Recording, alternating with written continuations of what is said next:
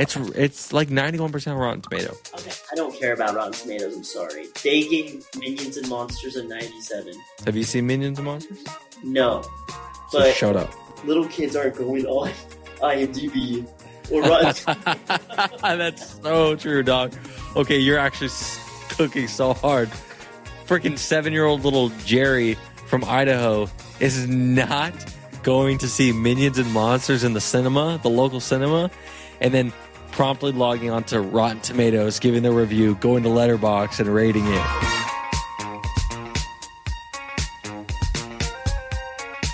Hello, everybody, and welcome to today's episode of Real Friends. I am Cole. And I'm Caleb, and we are in person, brother. Grab your drink. Can you believe this? Let's dink. Cheers. Let's dink. Oh my gosh. That was so glorious. So good. This tastes way better than the one that was at the theater. Thank you so much for being a real friend. We are here shooting our first ever in-person podcast. How do you feel? I feel great. It's good to be here in Aubrey, Texas, in the big TX. Everything is better in Texas. How do you feel about that? I feel great. I'm just glad you're here. Cole lives all the way in Branson, Missouri. It's like a 6.5-hour drive. Came all the way here to watch Spider-Man Brand New Day. Yes, I did. Together and review it on the pod in person. And that's what we're doing. That's the entire episode. We're reviewing Spider-Man Brand New Day. And we just got back from the theater literally 10 minutes ago. Oh, yeah. We just saw Spider-Man Brand New Day opening night with a whole group of friends. Literally, we had 12 people in our group. Wow, there were that many people there? Yeah. I just learned that 2 people who were part of our party were there. I didn't even realize they were there. Yeah. So Yeah, that's how big the group was that he didn't even know some of the people were with us. Crazy. But we just watched Spider-Man Brand New Day. Now we're going to get into it. So, Cole, let's just jump into it with our scores. I want you to say yours first. I'll count you down. You say yours, and I'll say mine, okay? Give me like 10 seconds. Okay. Because in the entire car ride home, where we weren't speaking to each other, Yeah. I was struggling to come up with an actual score. And now you're still trying to think of it. And I'm still trying to think of it. You go first. I had mine locked in from probably 2/3 of the way through the movie. Okay. I'm going to count you down. You go first. Okay. 3, 2, 1. 8 out of 10. 8 out of 10. You agree? No, I was just re-quoting you, but it was funnier to let you think for a second. I thought you were also saying 8 out of 10. Okay. I actually have my score. All right. I've been really hesitant about saying this. All right. Give me your Brand New Day score in 3, 2, 1. 7.5. 7.5? Okay. 7.5. I respect that rating. It's really hard for me to say that because we both went into this expecting it to be the best Spider-Man movie we've seen. At least I went into it. I expect it to be top 3. Okay, that's true. You said that. You were like, I don't want to get my bar too high. Yeah. Whereas I was like, this has got to be the best Spider-Man movie we've ever seen. Yeah. And before we get into it, we're going to do non-spoilers, right?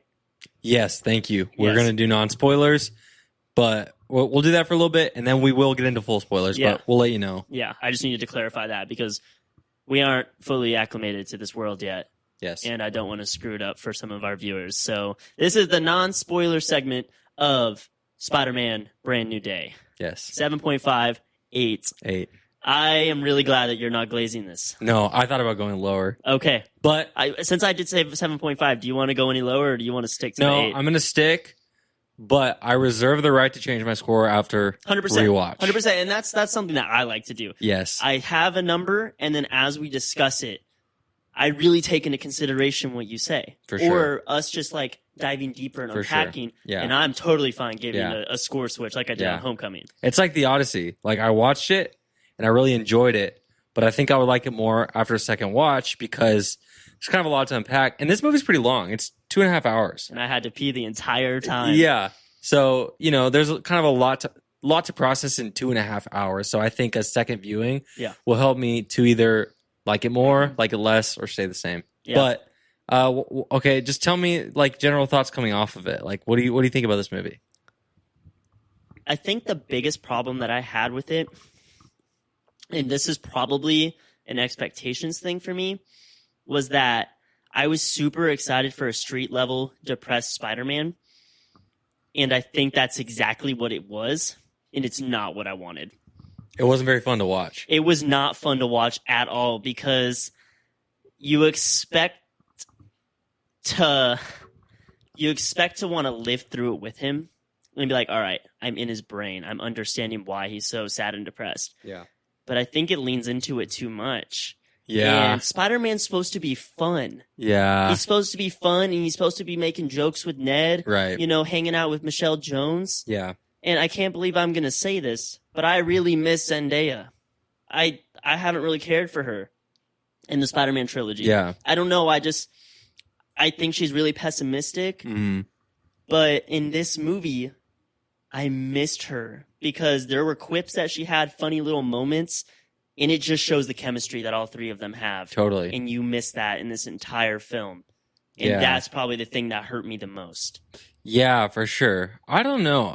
I just felt like I felt a lot of things. Something that comes to mind is I thought this movie had some absolutely visually amazing aspects to it and some bad green screening. I don't know if you noticed that. Yeah, a few scenes I did notice that. Some web swinging and different stuff like that I could really tell was green screen.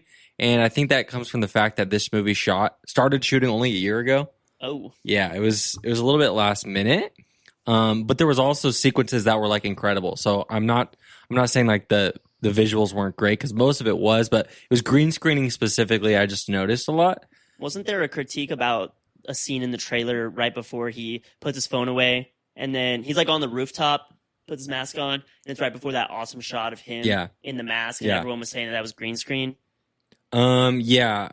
That never bothered me personally. Shot. There were a few scenes like that, especially like the skyline that just looked really fake to me. Yeah. And that was one of them. Yeah. It wasn't enough to take me out of the movie. Yeah. Because I'm able to look past like the specs and I don't search for that stuff. Right. But it was pretty noticeable. Yeah, there was a scene in the trailers of Peter swinging at night, and you fully see Tom Holland's face. And it was in the trailer, and I noticed it looked kind of rough in the trailer, and I thought like, oh, it's just not finished yet 'cause the movie's not done. Yeah, I thought it looked just as rough in the movie. Yikes. But again, that's not even like a major thing. That's just 100%. The first thing that kind of comes to mind. Totally. I don't know, but this movie, I kind of felt like the main plot has to do with setting up the future of Marvel, maybe more than like telling a really great story. And I think it did tie into Peter's story, but it didn't tie in as organically as I would have liked. And I kind of just felt like this movie didn't need to be made. Like, I didn't feel like this was like, shake my hand. It didn't. Not that they shouldn't have made a fourth Spider-Man movie. Yeah. But this story they chose to tell, I don't know. I just didn't connect with it that much. It was pretty. I know I said that the Vulture story was inconsequential, and it was inconsequential, but that was the whole point. Yeah. After our discussion, this one truly felt like 3 movies in, we developed Spider-Man. I'm ready to see him unleash. Yeah. And not a lot happened besides setting up like one very specific thing. Right. And I will say this is like probably the slowest. And I don't even know because again, I'm fresh off the movie, so I don't know if this is a good thing or a bad thing for me. But this is probably the slowest Spider-Man movie. Like a big percentage of this movie is kind of just like sitting in scenes with characters, like talking and little things like that. There's action, but there's not like a ton of action. Yeah. That's okay with me. But again, it's a slower movie, and it's also it's definitely a more adult take on Spider-Man. Like this isn't like teenage high school Peter Parker building and the Death friends. Star with Ned. Yeah, exactly. Yeah. It's like it's adult, you know. It's in the trailer, they go to this kind of frat party and they're drinking and like everything about it just feels a little bit more adult. Yeah. Including like, I don't know, like it was funny, but it wasn't as funny as I would have liked because Spider-Man should be really funny. And I don't know, I just felt like some of that felt just not supernatural either. Some of the humor, some of the dialogue I thought didn't feel like the most natural. And there were certain like characters in the movie I really liked, but they would kind of just leave by the wayside. Actually, a lot of the characters I noticed that were in this movie, and I don't want to say them specifically, there are multiple characters in this story that have a moment in the movie, and then the movie kind of just like leaves them, and there's a different character that's prominent in the story, and then it leaves them, and then it might come back to that one character, and and leaves them. Then it comes back to that other character. It's kind of like shuffling pieces around for the sake of the story. Yeah. Instead of trying to develop some actual characters and Yeah. relationships going on. Yeah. Yeah, that's for a sure. really good take. I was trying to find a way to word that. Yeah. That's it. Yeah. Because there was, I mean, in the trailer, there's a lot of things that we see. Mhm. Like, can we discuss things based off what we see in the trailer? Yeah, that's not a spoiler. Well, It's in you the know, trailer. we have Bruce Banner, we have Right. Hulk, we have Punisher. Yeah. And we have those ninja guys. The hand, yeah. The hand. And specifically, are you talking about Punisher and Hulk right now? They're a couple of the ones I was thinking, yeah. And like I'm picturing both of them coming in when the story needs them. Totally, and then leaving. Yeah, and just popping out, primarily Punisher. Right. And I like John Bernthal, but the Punisher's character felt kind of dumb. Yeah. It felt kind of yeah. dumb. Like there's some stuff that like he does in the movie that don't make any sense to me. Don't make sense. Like you might be talking about the same thing, but there's Yeah. something that happens in the end of the movie I just thought was ridiculous. Yes. Very ridiculous. Yes. That, like you said, is pushing forward something. Like it felt very forced. Right. Ugh. Totally. It felt forced. And having watched a lot of the Marvel projects with the Punisher before this, it felt like they were trying to make him fit the Spider-Man vibe and mold, and like it felt like they were trying to make him goofy and Yeah. kiddie. And I get the appeal of that. He's so serious and angry and dark as a character. I get the like it's kind of funny to see him interacting with someone like Spider-Man Yeah. and kind of being in that world. But I think they did it too much, and sometimes he was stupid, sometimes he was too goofy. Like goofier than the Punisher would ever be. You can't convince me otherwise. Is he not like that in any of the live action stuff? He's the most dark, serious character So he's not cracking you can jokes? think of. No. Okay, that's No. that's a horrible thing just to introduce out of nowhere because like they were memeing a lot. They're go memeing home, a lot. Go home, Frank. Yes. And he just like go kick rocks. Yeah. I'm gonna go back home. Like, Yeah. yeah, And I don't get me wrong, I'm down for Spider-Man memeing with him because that's Spider-Man. yeah. But I expect the Punisher to act like the Punisher back. It's And fair. to me, that's fun to watch. Yeah, And they did a little bit of that, but then Punisher started getting into like jokey territory, and it did not work for me Yeah, at all. that's so fair. I didn't like that. I didn't think that was a good decision. I think this movie tried to take some really big swings. There's something really big in the third act that I can't talk about directly, but they take like a really massive swing, do something crazy, and they don't commit to it, Yeah, and they kind of undo things. And the movie just kind of ends on this note of like, why did this story truly need to happen? yeah, You know, there's actually 100%. two things I'm thinking of that are in the third act, and we'll get into them in spoilers. So if you've seen the movie, stick around. But there's two things that happen in the third act that I just felt like they were really full sending, and then they just kind of undid things. yeah, And it just felt like they wanted to take big swings, but they didn't actually have the confidence to do it or didn't have a reason to do it. yeah, And yeah, again, I just don't really. I understand what they were going for, I think, with Peter's story. yeah, Because you even see in the trailers that he's been alone for years, he's depressed, and he's trying to just kind of put himself into Spider-Man mode as much as he can, and not as much Peter Parker because no one even knows who he is anymore. But, and I see where they wanted to go with that and how they wanted his arc to go with that. But I think the execution of it was not how they were hoping. yeah. I think the central problem he was facing the entire movie within himself was really dumb and poorly executed. Live ranking, I'm bringing this down to a 7. Really? Yeah, because I'm thinking about this one Yeah. thing, and I just can't make it make sense in my head Yeah. on why we follow this entire plot point through the entire movie, and there was zero payoff. Totally. There was zero payoff on it. Mhm. I mean, do you have anything else to talk about in non-spoilers before we Um, get nitpicky? I want to highlight just a couple things. I don't know if you saw any of the set videos for when they started production on this movie. No, I don't know. I need to show you them. They're sick because they did a lot of the swinging practically. Oh, sick. They rigged up this truck and had a stuntman in that Spider-Man suit swinging on these wires while the truck was driving down the street, and it literally looked like he was swinging in the air through buildings. Like, Yeah, so a lot of the swinging was done practically, and I really appreciate the fact that they did that because I think a lot of it looks really amazing, and you really feel like you're kind of in the action. So I appreciate that. I really love how they shot and color graded this movie. Yeah, color was really good. Dude, it was such a step up from the past Spider-Man movies. Like, this just felt like they were in real locations for the most part. Yeah. And the sets were awesome, and the way they shot it, it just looked beautiful. Every frame of this movie was beautiful. Yeah. Pretty much, except for those green screen issues I kind of had. And then I'll highlight some acting. I mean, I think Tom Holland gives a great performance. I think he and Zendaya and Ned, all of them. And Sadie Sink.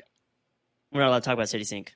Well, everyone knows she's in the movie. I'm just saying her performance was good. Oh, okay. I guess we are talking about Sadie Sink. Sorry. People know she's in the movie. People don't know who she's playing. I forgot that it's been like it's huge like secret on who she's playing. Yep. So I don't even know if I'm allowed to talk about her, but Yeah. I guess we could say her name. You could say she did a good performance. Sadie Sink was phenomenal. Yes. She may have had the best performance in the movie. Yeah, she might have. She cooked. Yeah.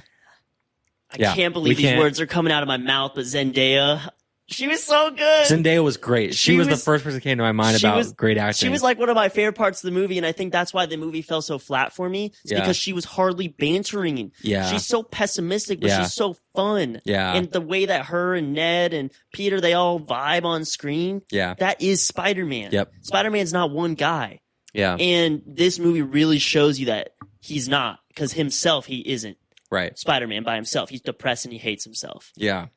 Totally. He's depressed and hates himself. It's like, I understand what they were trying to do with that aspect of the movie.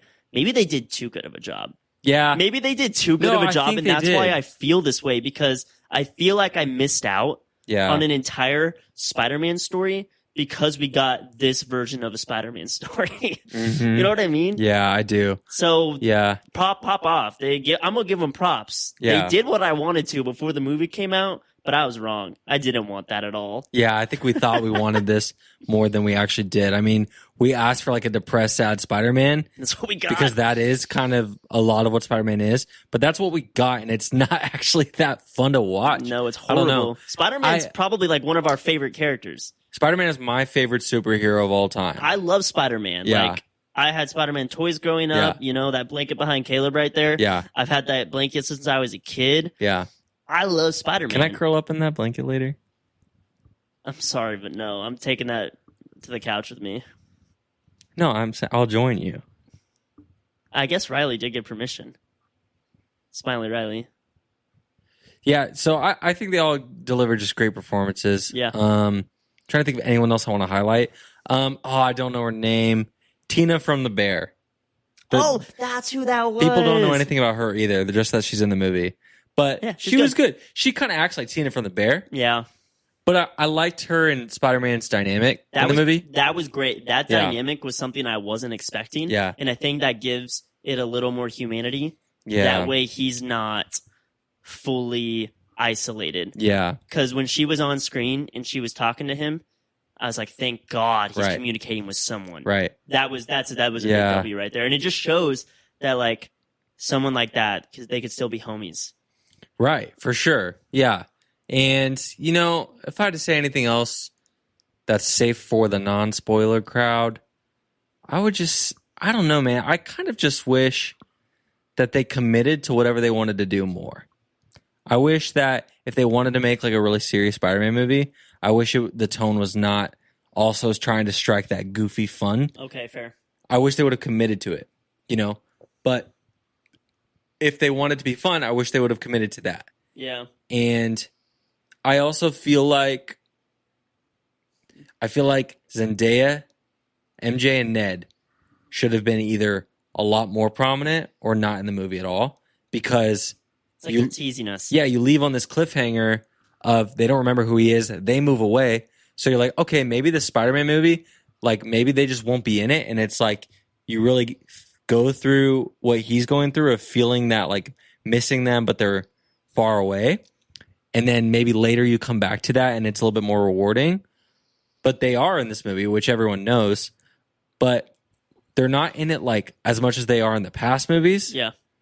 But they're also in it way more than just like one or two scenes at the same time. That's true. So I just wish they would have committed to something. That's true. And that's my biggest problem, I think, with this movie is I feel like there was multiple directions they wanted to go and they couldn't commit to anything.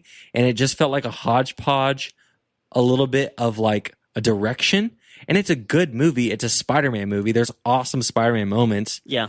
There is awesome acting. There is all kinds of cool stuff. Don't get me wrong, but I just don't feel like they committed to what they wanted to do. But I need to watch it again because 100%. maybe something will connect with me that didn't connect with me this time. Yeah. I don't know. I guess we'll see. Should we go into spoilers? Yeah, let's just get right into spoilers. Bro, I want to spoil you. You already did. Guys. For my birthday, Caleb set me up with the coolest thing. Because you know me. I love Tenet. I am the average Tenet enjoyer, right? Blue jeans, white shirt, loves talking about how complicated Tenet was, but it's cool. You just got to feel it. Pretentious. Yeah. Annoying.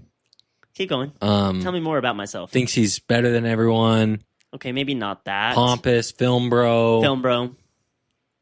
Purist. Maybe it's because I've seen more Christopher Nolan movies than him, and he's projecting right now. Yeah. That's kind of what you are. Falls asleep in movies, at home, can't finish Inception. However, bro, for my birthday, he was going to give it to me on the pod, but Riley wanted to see him give it to me, and I was like, let's just do it now. This is awesome.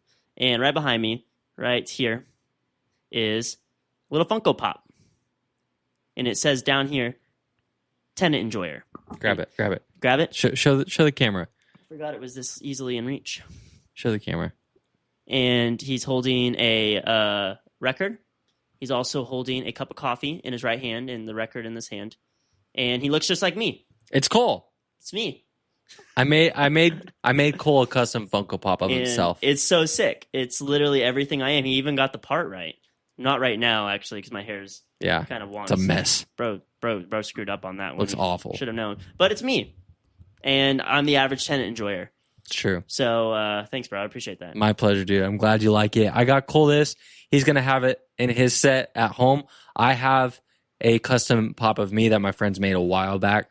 I need to bring it home from work, but I'm going to have it on my set going forward. So we're going to have both of us. And whenever we meet up together, our little pops will meet up. We're going to have them. They're going to kiss. And speaking of plastic objects that are new to the set, look at this popcorn bucket. I got the infamous, notorious Spider-Man popcorn bucket. Performative. This popcorn bucket is a meme if you don't know. I'm not going to say why, but just take a look at it. Might look a little sus. It's freaking goofy, bro. It is goofy. Imagine at rolling up to the theater, ordering popcorn, and pouring that in there. Yes. Pulling this out of your backpack, yes. And the straw comes out of the middle. Right. So you go into it, and then there's popcorn there. I just don't get it. I don't get how that makes any sense. So just so everyone knows, okay, I'm going to show you. You take this off. This is your cup, okay? Okay, hold my mic. Yeah, I was just about to do that. This is the cup. You put your nice little bevy in here. Spider-Man's wrist, right? Now, I put the hand back on the wrist, right? Like this. This is ridiculous. And then the web, this is the popcorn bucket. This is where your popcorn bucket goes. And then I have a straw that it came with. Straw goes through the popcorn bucket into the hand. And the straw comes out. It's like double the length. And you eat. Yes, the straw is like obscenely long. You eat your popcorn out of here while drinking your drink out of the hand. And that's how it works. But I think as a popcorn bucket that you'd actually use in the movie theater, it's completely ridiculous. As a collectible you put out, I think it's sick. How much did you spend? I think it was like $50. Oh my God. It's a little expensive. But I bought it for the set, guys. It's going to stay. And I think it's cool. I think it's cool. It's really big. It's so goofy. Let's get into spoilers for Spider-Man. It's so goofy, bro.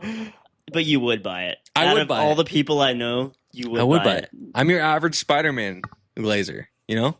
But I'm not really glazing this movie. I wish I was. Yeah, this actually gives me hope that you're not just like a Spider-Man diehard. I don't blindly glaze Spider-Man just because he's Spider-Man. Yeah, but like you... I what? The Rise of Skywalker. That has nothing to do with Spider-Man. I know, but your takes are a little wild sometimes. I have only great takes. That is incorrect.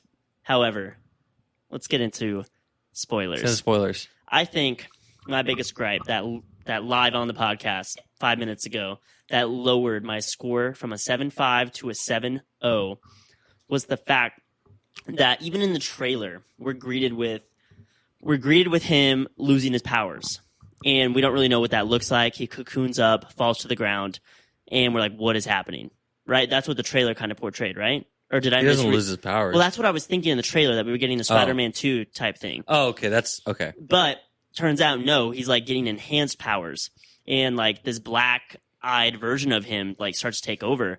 And I don't think that was fleshed out at all.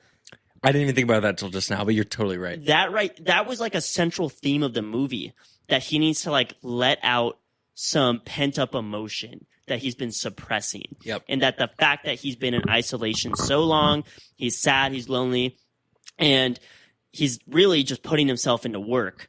Yeah. This is happening because of that. They say that in the movie. Right. What is the payoff for that at all? There isn't. Does he become more proficient with his main powers? He spends most of the movie trying to suppress it. He suppresses it, and then he ends up unleashing it at the end. Mm-hmm. But why? What's the benefit of unleashing it at the end? Right. Yeah. There's a scene where he like the mutation takes over and his eyes go black, and he like is fighting Scorpion and like slams Scorpion into a cop car with a cop in it, almost kills the cop by accident because his like rage took over. Yeah. And just let the instinct of the mutation take over. And then Tina from the Bear is all like, you took it too far. You need to go work on yourself, essentially. Cool off. And then he does.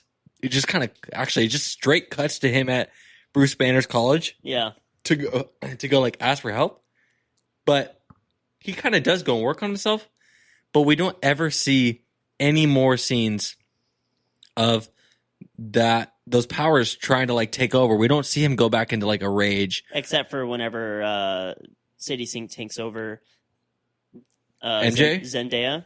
Yeah. And he like that's grabs true. her forcefully. I think that's a pretty big deal.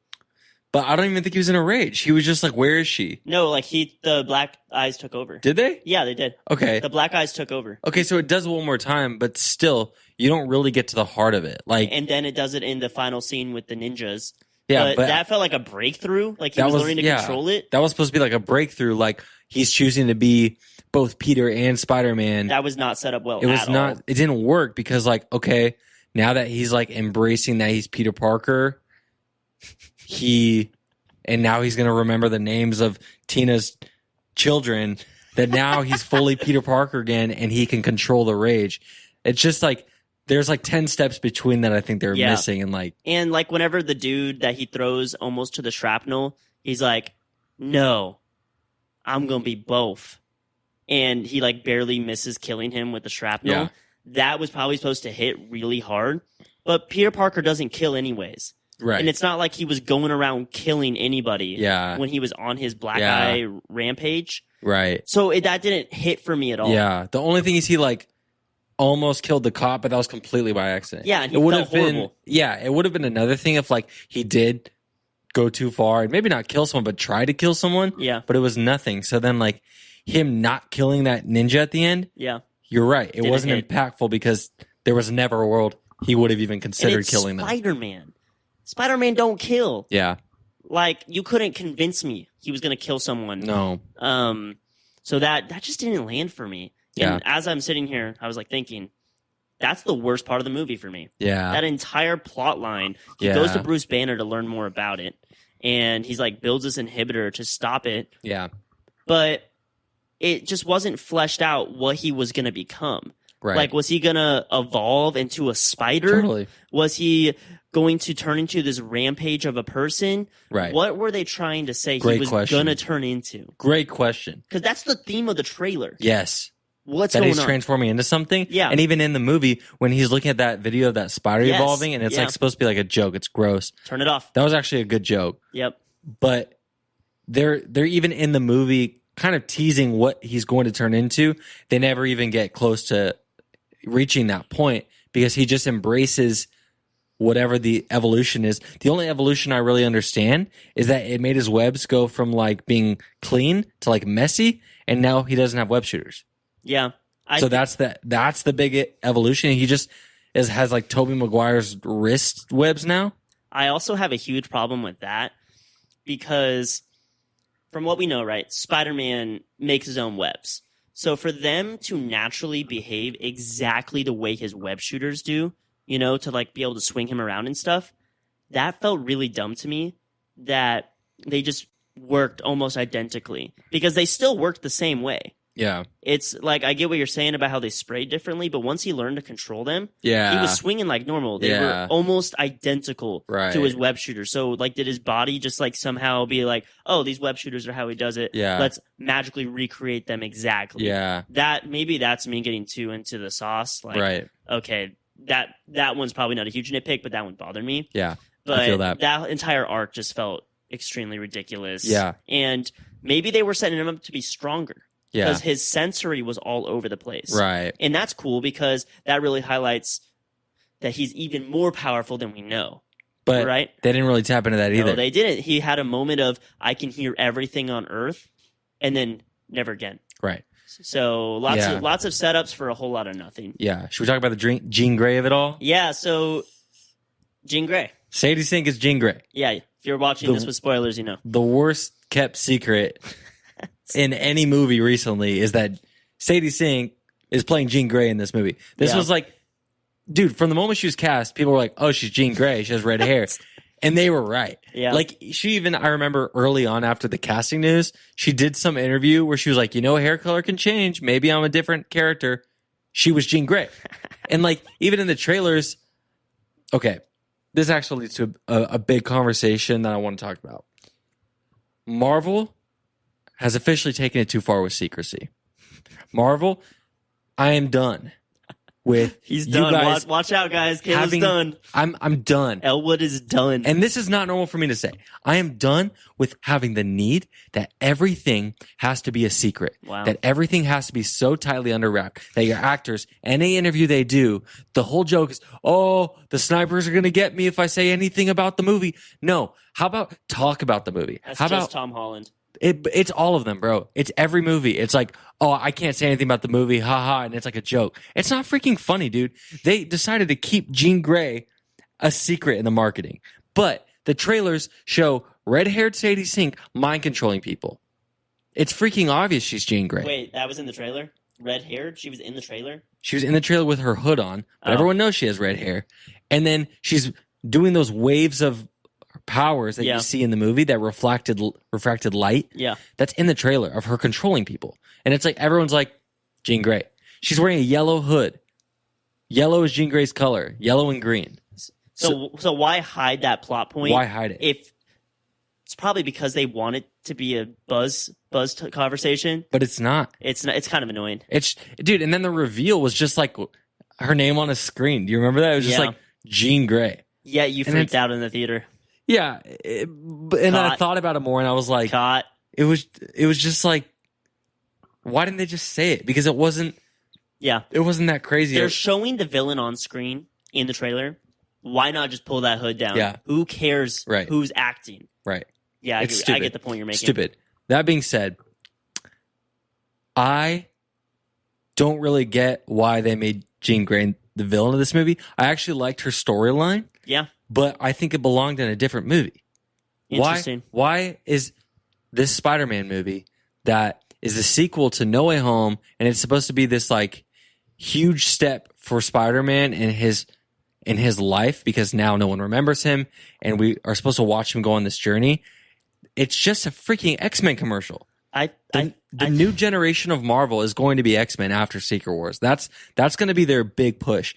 And to put Jean Grey as the main villain of this movie, where damage control's got her, and the real bad guy is an X-Men villain. The guy who plays Milkshake. Oh, Milkshake? Yeah. That's his whole thing, is like he's gonna try and like bring down the mutants and like hunt them. Yeah. That's his story in the comics. And he's the villain of the Spider-Man movie going after an X-Man. Yeah. My thought, I hear what you're saying, 100% agree.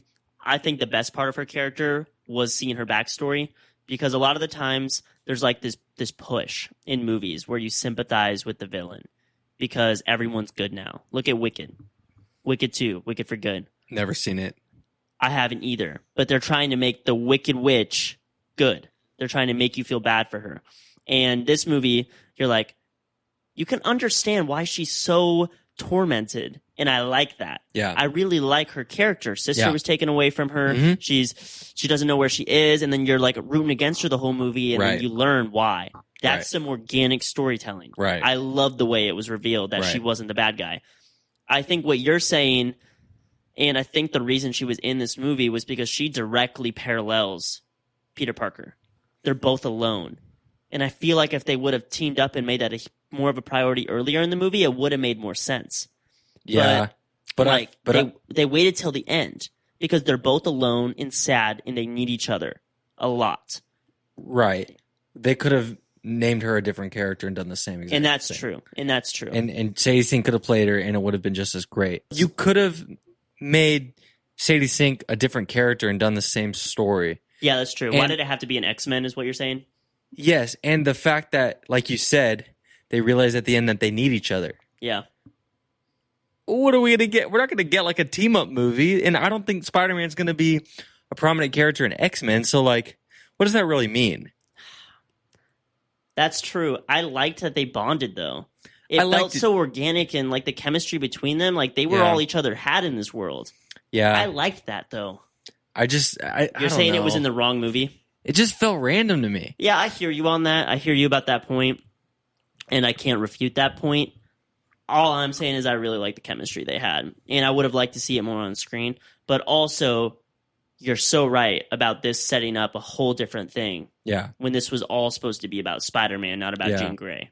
yeah. It just to me, it felt like this movie was going to be just like unattached from like the other stories. It felt like it was going to be a street level Spider-Man movie, Yeah, and then it was like it was a big setup for Marvel. yeah. And I would have I think I just would have liked it to be more disconnected. And then like the Yelena scene, I didn't like that scene. I did not like that scene. Yeah, I thought it was really stupid that she was in it. It's like it's always fun to see another MCU character out Yeah. of nowhere. Yeah. But it was kind of goofy that they were just chilling in a hot tub. Yes, it was goofy and it didn't hit. It didn't hit. It didn't strike that funniness that it was trying to strike to me. But we also wanted a movie isolated from everything else. Right. And we had a Thunderbolts scene. We had a Hulk scene. We had... Who else did we have? Am I blanking on? It was really connected. I mean, Punisher, Punisher, like it was very connected. Scorpion was like... He's a Spider-Man villain. Yeah, he was not too much. He was in it, I think, enough. Yeah. But yeah, that Thunderbolt scene kind of made no sense. Which, I mean, if we're being honest, that was set up for Doomsday. Because, oh, you haven't finished Thunderbolts. I won't spoil it, but Yeah, I need to watch. Caleb was about to fall asleep when we were watching it the other night. it's true. So I should have seen it by now, but I'm blaming him for not being able to see it. That's fair. No, she's going to be in Doomsday, and they're setting up what the Avengers are going to be, I think. And I actually don't have a problem if it was like a small cameo. And it's like, it makes sense. Like, of course, he would kind of have a contact with the Avengers. Yeah. But I just thought the scene was so weird because instead of him going to like their headquarters or her showing up somewhere where he was, it's like, come to my office. And it's like a hot tub where she's just like naked in a tub. Maybe they were trying to keep it quirky because Thunderbolts are quirky, but it was too much. It didn't hit though. Yeah. It didn't hit like it does in Thunderbolts. Like to me, I just didn't find it funny. But also, who says that that Spider-Man isn't an Avenger? Exactly. Like, he is an Avenger, they just don't know who he is, which is also something that's really confusing to me. Like, he is an Avenger. Yeah.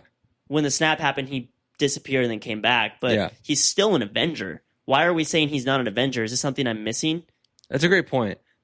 He's an Avenger, and then No Way Home happens, and I guess he's just not anymore. Like, that's something I just thought of. I think They don't know who he is, but they know that Spider-Man is, like, on the radar doing stuff, and he's an Avenger. Why isn't he, like, seen as an Avenger? I think the problem is that the Avengers aren't really a thing anymore since Endgame. They kind of fell apart, Okay. and part of the plot of Captain America and Thunderbolts is trying to. That's like an active plot element. Is they're trying to build up the Avengers again. But why not bring Spidey in? Right. I don't know. Maybe he didn't want to, but it's like they didn't explain that at all. Yeah. We don't know.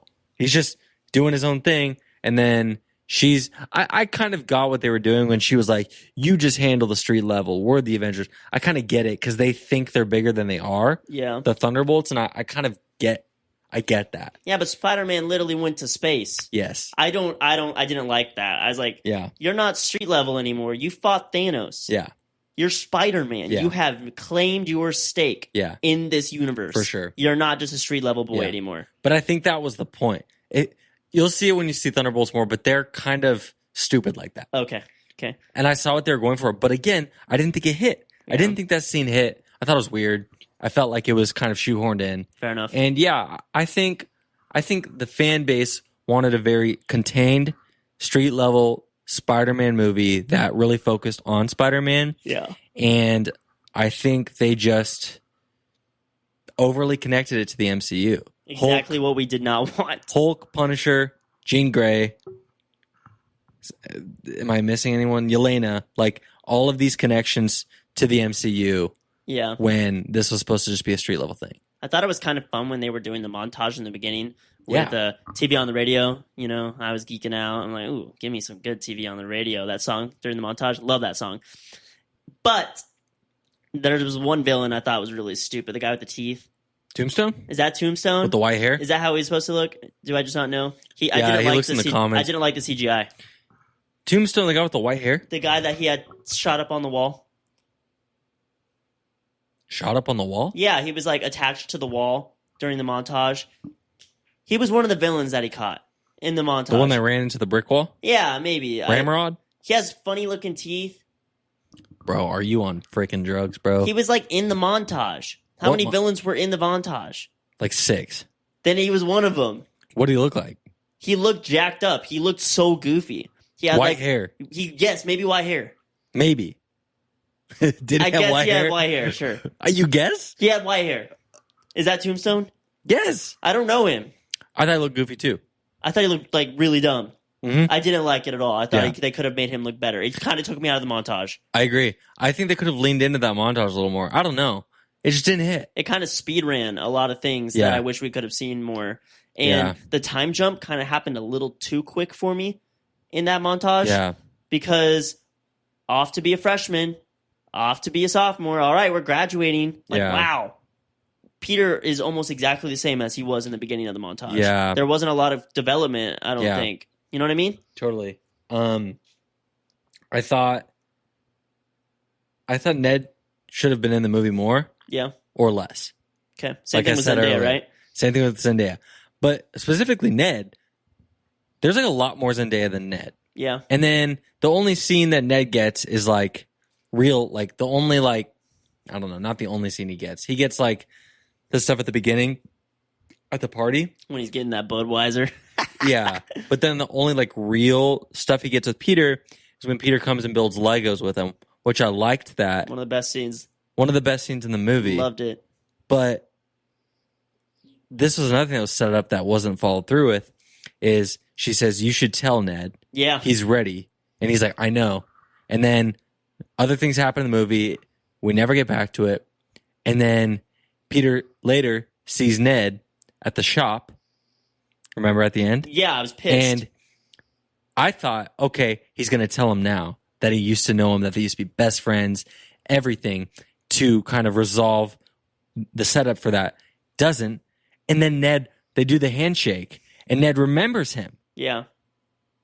That's huge. That was a fire.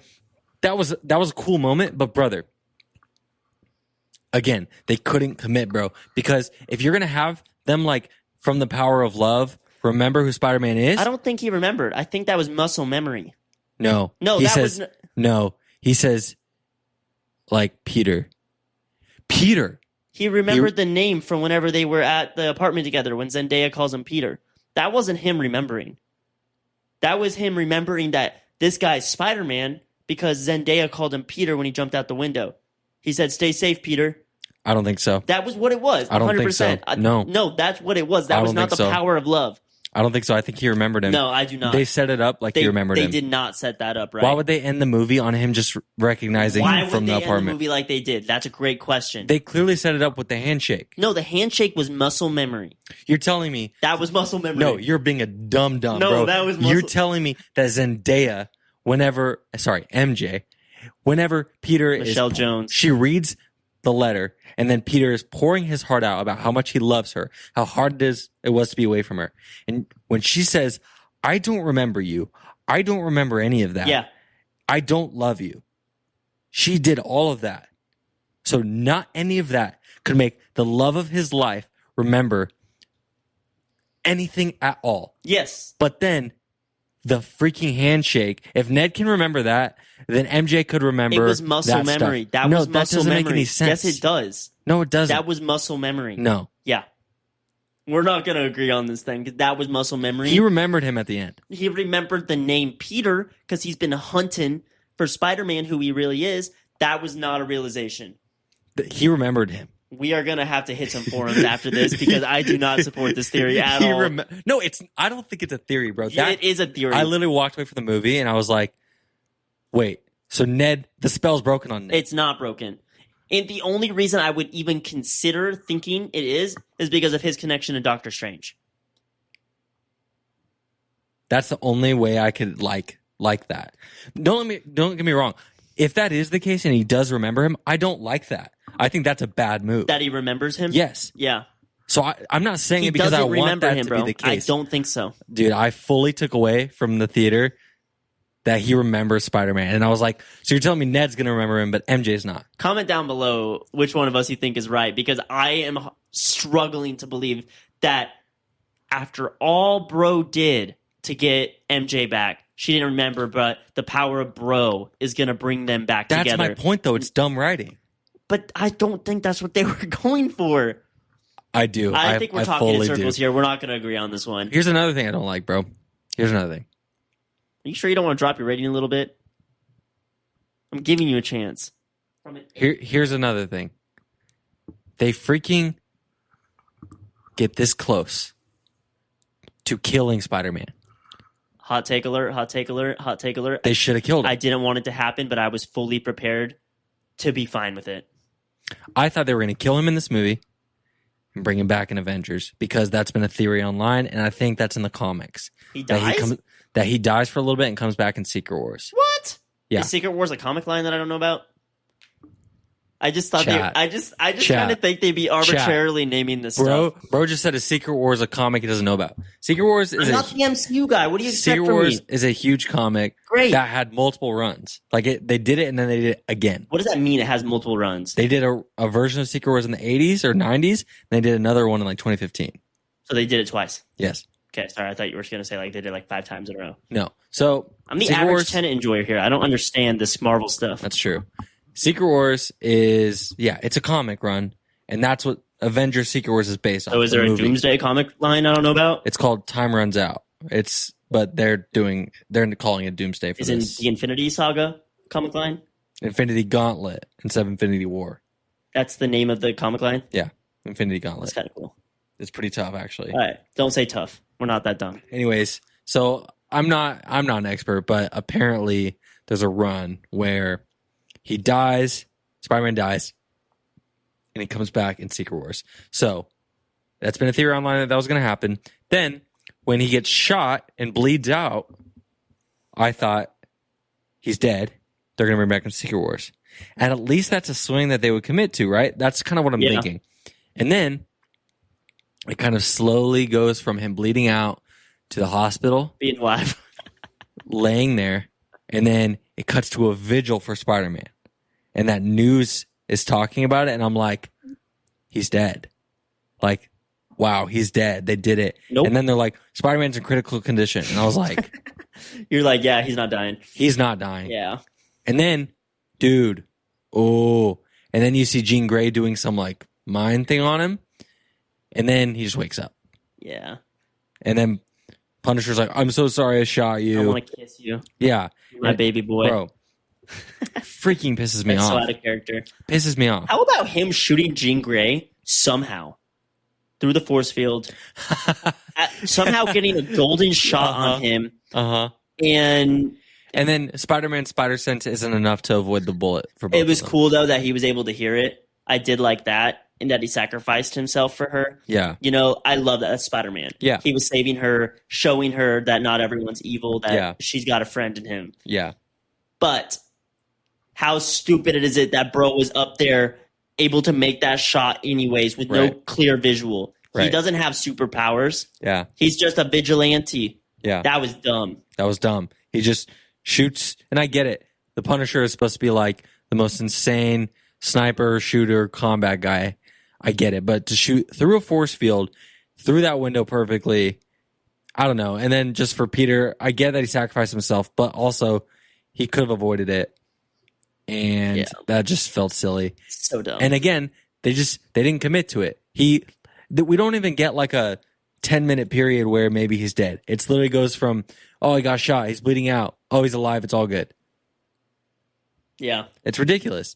And I wish they committed to it more. And then it's like kind of just goofy. Everything is all good. Haha. Low key. I was expecting more Zendaya in the ending. Yeah. And that's another thing. And the way they were setting up the movie, right, was that she was going to come around or something. She was going to remember. That she was going to remember. I don't know. And like you said, if there was not a lot of Zendaya and Ned, I don't need a lot of Zendaya and Ned. But since they gave us a lot of Zendaya and Ned, I wanted a lot of Zendaya and Ned. Just commit to something. And in the ending, we see the postcard or the photo of them right next, like playing with Legos. Best scene in the movie. She's nowhere to be found. That was really sad. Yeah. Really sad. Well, they also set up, I don't know if you caught this, she's messing with this necklace. I saw that. What was that? So he gave her that necklace in Far From Home. Sweet. So it's like, and then she wore it in No Way Home. So it's like, been in all the movies, right? Was she sitting on that same roof at the end of the movie? Yeah, she's sitting at the school, high school.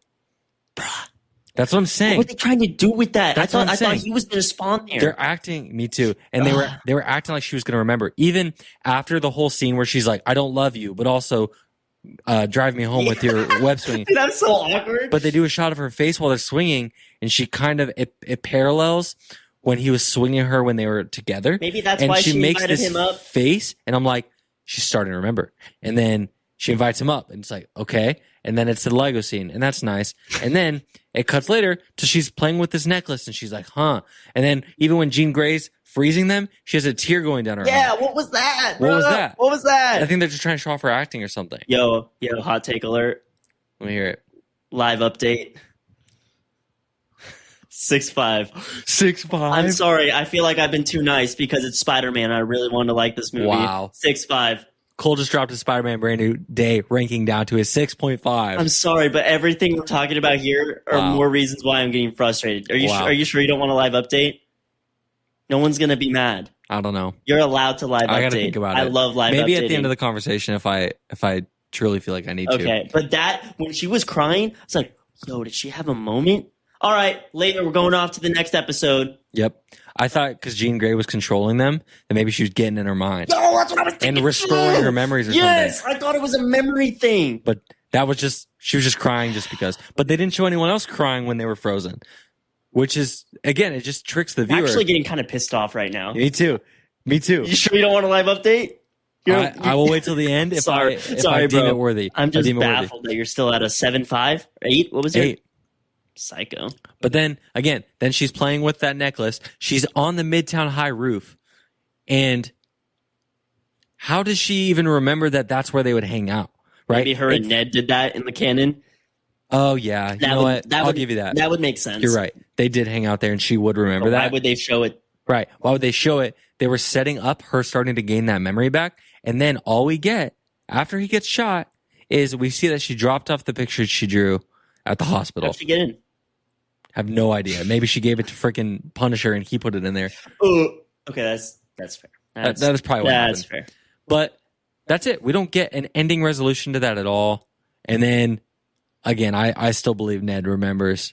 And I'm not saying that because I like it. I just think that's what happened. I don't think so, but let's discuss on the next episode after we do some research. Not saying the internet's going to be correct, but if there's enough consensus on this, I think one of us can lay it to bed. Yeah. They brought Marissa Tomei back. They brought Aunt May back for that in the mine scene. I thought that was kind of dumb. I just didn't think it hit that hard. It didn't hit. I thought it was going to be some kind of like sinister memory that he was hiding, and that Jean Grey was getting into his head about it. That's kind of like what it was setting up. I felt like in the first act, and it just turned out to be this like really like wholesome message that didn't really have a whole lot of importance.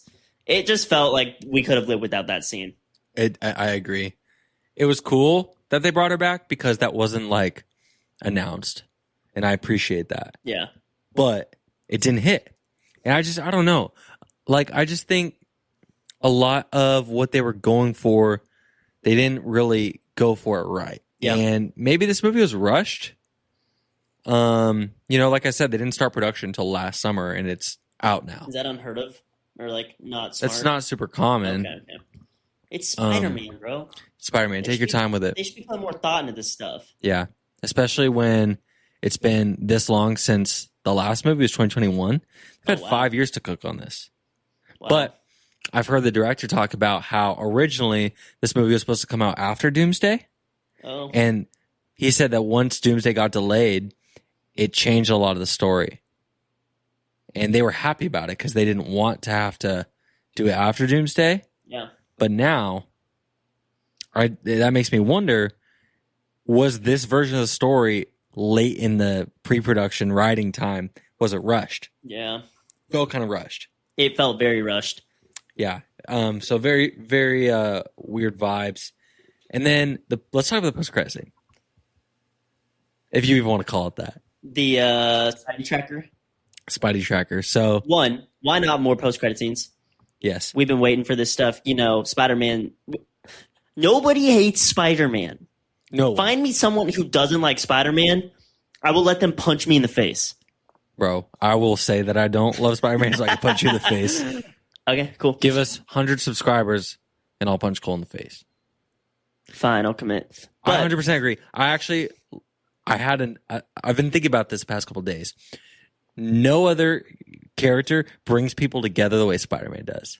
facts. I was able to get together 12 of my friends who like normally wouldn't even really care, and they were all freaking pumped for this movie. Some of my friends had like t-shirts made, they had this shirt made, and they care, but not like they do for Spider-Man. Yeah. Like everyone. Even the scene outside like when they were having the vigil for him, and like that little kid was going, Spider-Man, chills. Yeah. Everyone loves Spider-Man Yeah. because, like Stan Lee says, everyone has a little bit of Spider-Man in them. And nothing hits more than thinking about that and seeing it visually on screen. That's why I'm like, I don't want to give it a 6.5. Yeah. Honestly, that's what I wanted to start with. Yeah. But I couldn't do it because I love Spider-Man. Yeah. He's my guy. Right. And Me too. having it fall short like this has been so hard. Like, I feel hurt Yeah. that I was so let down Yeah. because I love him so much. Yeah. He brings people together. Right. Superman does that too, but I don't think at the level of Spider-Man. Yeah, no, definitely not. Superman actually isn't as big of a character now as I think people think he is. Yeah? Yeah. Why? Who's talking about the David Cornswell movie besides hardcore fans? Well, I mean, it's been out. It's not really a big focal point. I feel like I haven't talked about Spider-Man a lot until this movie. I think people talk more about Spider-Man than they do, though. Like, I think people... Who was even talking about it after it came out? Superman? Like, besides hardcore fans. I mean, I was.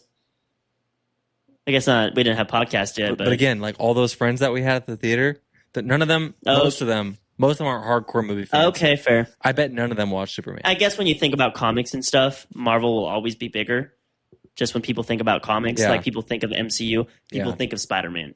Yeah. I don't think I've ever thought about a Superman comic. So yeah. I'll give you that. I'll give you that one. Fair point. Yeah. I don't know. I just think I agree with you. Like, Spider-Man is the GOAT, and Spider-Man deserves a well thought out story. No delays. No delays. It deserves not to serve as an X-Men setup. Yeah. And that, to me, is one of my biggest problems. Again, my favorite scene in the movie could potentially be the Sadie Sink flashback sister scene, or it's high up there. But take that, put it in a different movie, or just change her name to something else, and it could have been something really good. Yeah, why did it have to be Jean Grey? We were talking about this on the way home. Okay, Riley was talking about this on the way home because me and Caleb, after the movie, I said, "Are we allowed to talk?" He said, "No." I said, "This is going to be a really awkward car ride home." Yeah, we save it for the pod. And then we said, "All right, Riley, what's your monologue?" She's like, "So was that Jean Grey from X-Men?" Yeah. Well, like, she looked completely different. Well, and I got like a brain moment. Why are they like bringing back members of the X-Men that are canonical and then recasting Sadie Sink as a different character? Like, I'm confused. Like how they're bringing back the OGs in Doomsday? Yeah, but like in theory, right, Jean Grey is an OG X-Men. Yes. So why not bring her back? Why are they recasting, giving her a whole new story if we're bringing that universe into it? Like, is Wolverine, like Hugh Jackman, going to be like, "Oh, hey, what's up, Jean Grey?" And it's Sadie Sink, and she's like 12. They have no memories together if this is truly a different Jean Grey. That's stupid to me. Well, I hear what you're saying, but that Wolverine's from a different universe. There is no Hugh Jackman Wolverine in the MCU. This is my problem with the MCU. What? All these universes and crap. I can't keep anything straight. Sounds like a skill issue. Shut up! You can keep the 3 different generations of Spider-Man straight. Tobey Maguire, Andrew Garfield, and then this. Yeah, like, but they weren't all like in a universe thing until No Way Home. Oh. Now we're combining Multiverse thing, you mean? They were in a multiverse thing. We are combining the Fantastic Four universe with the X-Men universe with the MCU universe. Right. And we have 2 characters from the X-Men universe coming into the MCU, but one of them is being rebooted and the other one is just coming through a portal somehow. Yeah. Make that make sense to me. That's not a skill issue. It's not 1. It's like 6 X-Men are coming back in Doomsday. I don't care. You get what I'm trying to say. Yeah. Make that make sense. Riley had a really good point in the car, and I wish we had talked about it more because it's so interesting. I think what she was saying makes sense for not like a hardcore fan. Which is the most people that are going to be seeing this movie. Right. I'm not a hardcore fan. Right. Yeah, I want to see it. Right. It's pissing me off. Right. It's like, okay, if you're not a hardcore fan who follows this stuff closely like I do, because for me, I understand it all and it makes sense. Dude, you're so cool. My problem isn't that I don't get it. Because I'm not a retard. Dude, he's so cool. Because I'm not a retard. He's so cool. Drink some of your soda. You haven't touched it in a while. I understand the difference between the old generation of Fox X-Men and the new MCU era that's coming on.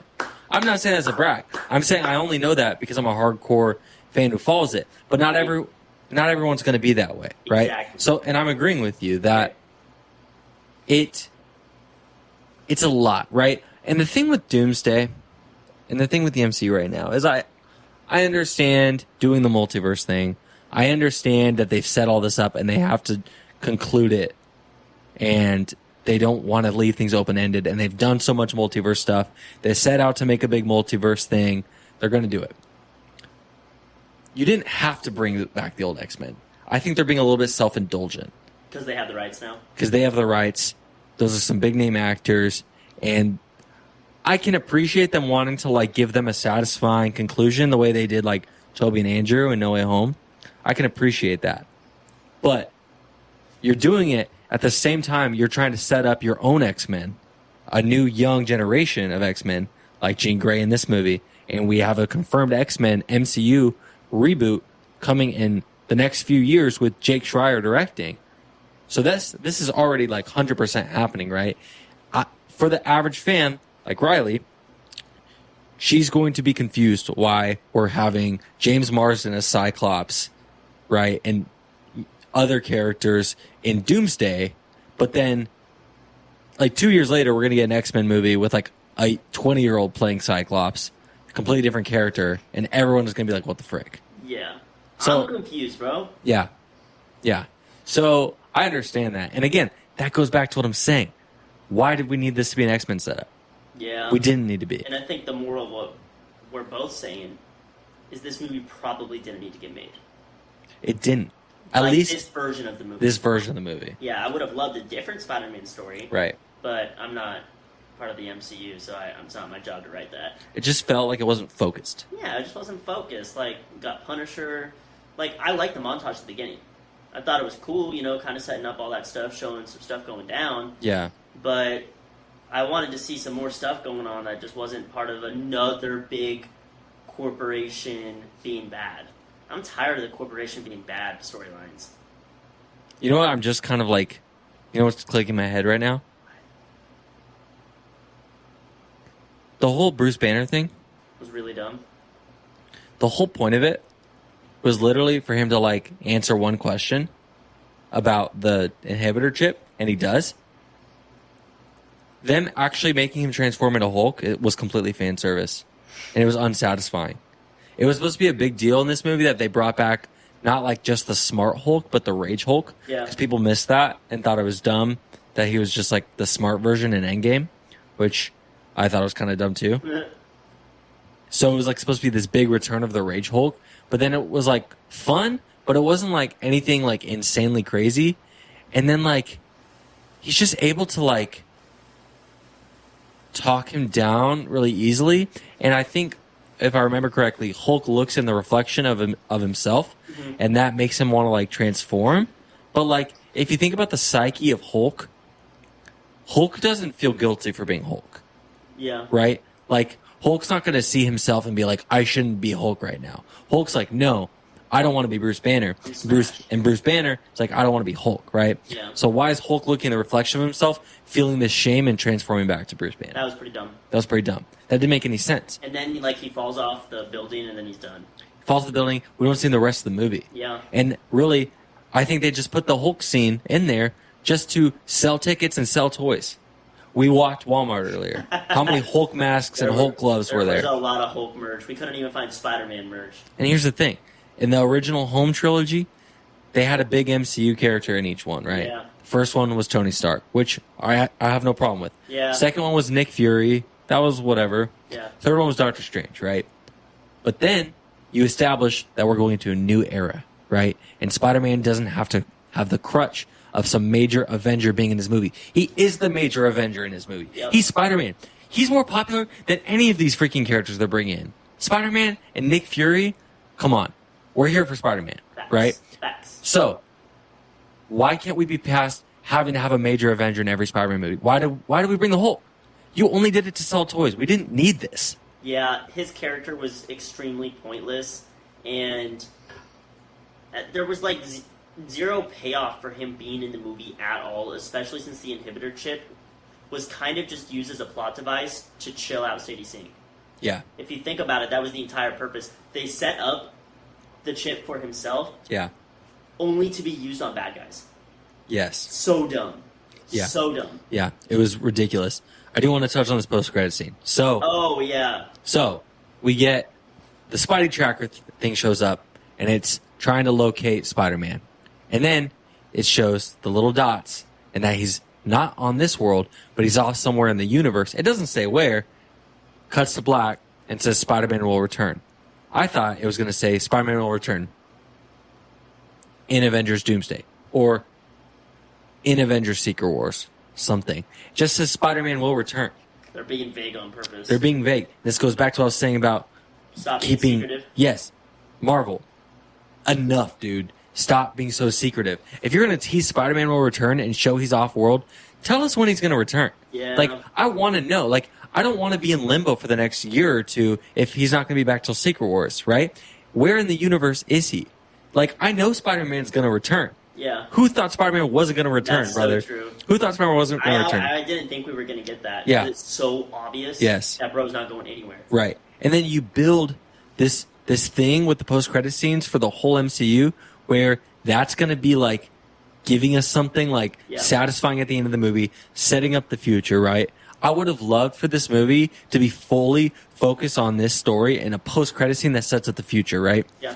But instead, you gave us a very unfocused Spider-Man story, and then you gave us a post-credit scene, and it was super vague in the classic Marvel fashion. And now I have to watch everyone speculate on when Spider-Man will return for freaking 4 months until Doomsday, in which he may not even be in it and then have to watch for another year. Yeah, and I'm a little confused on what that scene was trying to portray anyways. Like, is that 5 minutes after the movie ends? Like, right. They're hanging out, they do their little dap up, and then, bam, he checks the Ned tracker, or the Spidey tracker, and then there's, like, is there another Spider-Man? Like, I was thinking Venom. I was thinking of, like, a symbiote type deal going on. Or maybe... For what? That was Spider-Man. I don't see the practicality in the Spidey tracker because, one, the Spidey tracker only works because people are posting photos of Spider-Man. Yeah. What is the point of showing it in space? You're not in space with the Spidey tracker. You get what I'm saying? That's a good point. He doesn't. It's not like there's a tracking device in the suit. No, it's literally, hey, I just saw Spider-Man, bam, and it's an algorithm putting it all in the Spidey tracker. So what is the point of the Spidey tracker? Bro. Is Guardians of the Galaxy up there, like, on their phones? Bro. You know what I mean? Posting it on Reels. Yeah? Bro, that was the biggest... That was, like, the biggest bar you've dropped this whole thing, in my opinion, bro, was that. That's so true. Bro, I don't get it. Even if the scene is unsatisfying, logically it didn't even make sense. You're so right. How is that Spider Tracker logging Spider-Man out in the universe, That was bro? my only thought during the scene. I'm like, it has to be like them saying Venom's coming in or a multiverse. I don't know. Wow. I can't make sense out of what that scene's trying to say. Wow. Are we a victim of our expectations, or was this movie actually this bad? I think it was actually this bad. Well, I don't think we're victims, because you definitely didn't expect a lot. You expected top 3. I expected top 1, and I'm very disappointed. And the trailer just sold me. It sold me, and I got Spider-Man nostalgia. When we were walking around looking for toys, bro, I was flashing back, you know? Yeah. Grandma's house, playing with my little Spider-Man car with the little web bullets, and then a little toy that I would play with, the action figure. Yeah. Freaking love Spider-Man, bro. Yeah. I almost lost that blanket. I was tweaking. Yeah, I remember that. I've lost that blanket twice in my life. Yeah. One time, I lost it in my parents' house, 17, and I was freaking out. Yeah. I was genuinely getting worked up about it. I would cry a lot, and I was freaking out. And then I lost it in the luggage. Yeah. And I was like, if I get nothing from that bag except for the blanket, I'm fine. Yeah. And I hold it in a very special place, Spider-Man. Yeah. So for it to be this mid hurts. It does. No Way Home is on a pedestal to me compared to this. And you know I'm not a big No Way Home guy. Yeah. I agree. I think I'm a victim of my expectations, but also I don't think they made a good movie either. I agree. For me, same thing. I grew up with, like, the Burger King Spider-Man 3 toys, and it had, like, there was one of Venom, there was one of Black Suit Spider-Man, there was one of regular Spider-Man. I had all these toys. I grew up on the Sam Raimi movies, and I loved them as a kid. Same. Right? And I saw, like, the Amazing Spider-Man movies when they came out, and then I was, like, a diehard fan by the time Tom Holland showed up in Civil War and all that, and then I was, like, sold, right? And I do think I think after this movie, I can say, I think Tom is the GOAT Spider-Man. I think he is. I think the acting, I think the in-universe stories that he's had have been incredible. I think his accomplishments as Spider-Man way outweigh them. He fought Thanos, right? That's facts. He saved the universe. He did all the No Way Home stuff. He did all this stuff. He's just a better version of both Spider-Man and Peter Parker. Yes. I think that's universally agreed. Yeah, so I think I could also just say I think Tom is the GOAT Spider-Man. I think he's the best Spider-Man. Yeah. And again, I can also say that this was pretty disappointing just because, like, I thought with what they set up at the end of No Way Home, dude, I thought that this movie was just going to be so great because it had great places it could have gone with what they were given. They were given an awesome cliffhanger. Yeah. You know, they were given such an intriguing storyline of no one remembers Peter Parker. He's alone, and now he just has to be the friendly neighborhood Spider-Man, you know, and he gave up everything to protect not only the world, but the people he loves most. Yeah. You know, and it left us with such a great new storyline. And then I just felt like instead of really focusing in on that story, feeling the isolation, it just kind of told us how isolated he was, and it felt just like very unfocused and very MCU-y in the worst ways. Yeah. Yeah, I got nothing to tag on to that. That pretty much explains it. So it might be 7.5. Might be lower, but I want to reserve some judgment. Okay. I want to see this movie again. I'm gonna see it again. Because I will say, I didn't have like the best theater experience. I don't know about you. What? Like I told you, in the car. You don't like me mean? No, I don't know if this has ever happened to anyone else, but I was eating popcorn. Oh! I was eating popcorn. Oh, this was a bigger deal than I thought. I rubbed my eye, and some of the salt and butter, I think, got my eye, and my eye was burning. My left eye. For like most of the movie. And it wasn't like a searing pain, but it was like distracting enough where it was unpleasant. Yeah. It was bothering me. My head, I've had like a light headache. Oh no. I don't know what it is. I'm fine. Maybe you need a kiss? I think I need a little kiss from someone. Riley. We'll save it for later. Oh, you were rejecting me. You should have done? What? You should have used your performative new toy and put the popcorn in there. Ooh. And the soda in there. Yeah. So you could have enjoyed it more and maybe not have had to deal with that. You done? Tickle wickle. Oh, don't tickle me. Bro, I can't do that when we're remote. It's true. I can't lean in for a little tickle wickle whenever I want. I hate it. I hate the tickle wickle. Oh. So 7.5, 6.5. Yeah. Pretty disappointing. But I will say, again, rough experience in the theater. I don't know if that's the reason. It's probably not. That's not the reason. But I do want to give it another chance. I'm going to give it another chance, too. Yeah. I really want to lock in on it. Yeah. But I think they dropped the ball. Yeah. I don't know. Destin Daniel Cretton, he made Wonder Man, and I love that show. Oh, did he direct this movie? Yeah. Oh, and Wonder Man Season 2 got canceled. Maybe this is why. I know you were saying you thought maybe it's going to be so good that... It's certified at like 91% on Rotten Tomatoes. This movie? Yeah. Yikes. Which I don't really understand why. I mean, Minions and Monsters is 97 on Rotten Tomatoes, so I don't really care what they say. That's a good point. Even some of our friends walked out saying it was the best Spider-Man movie. Multiple of them. Who? Thomas and Andrew Wilson both said that. Wow.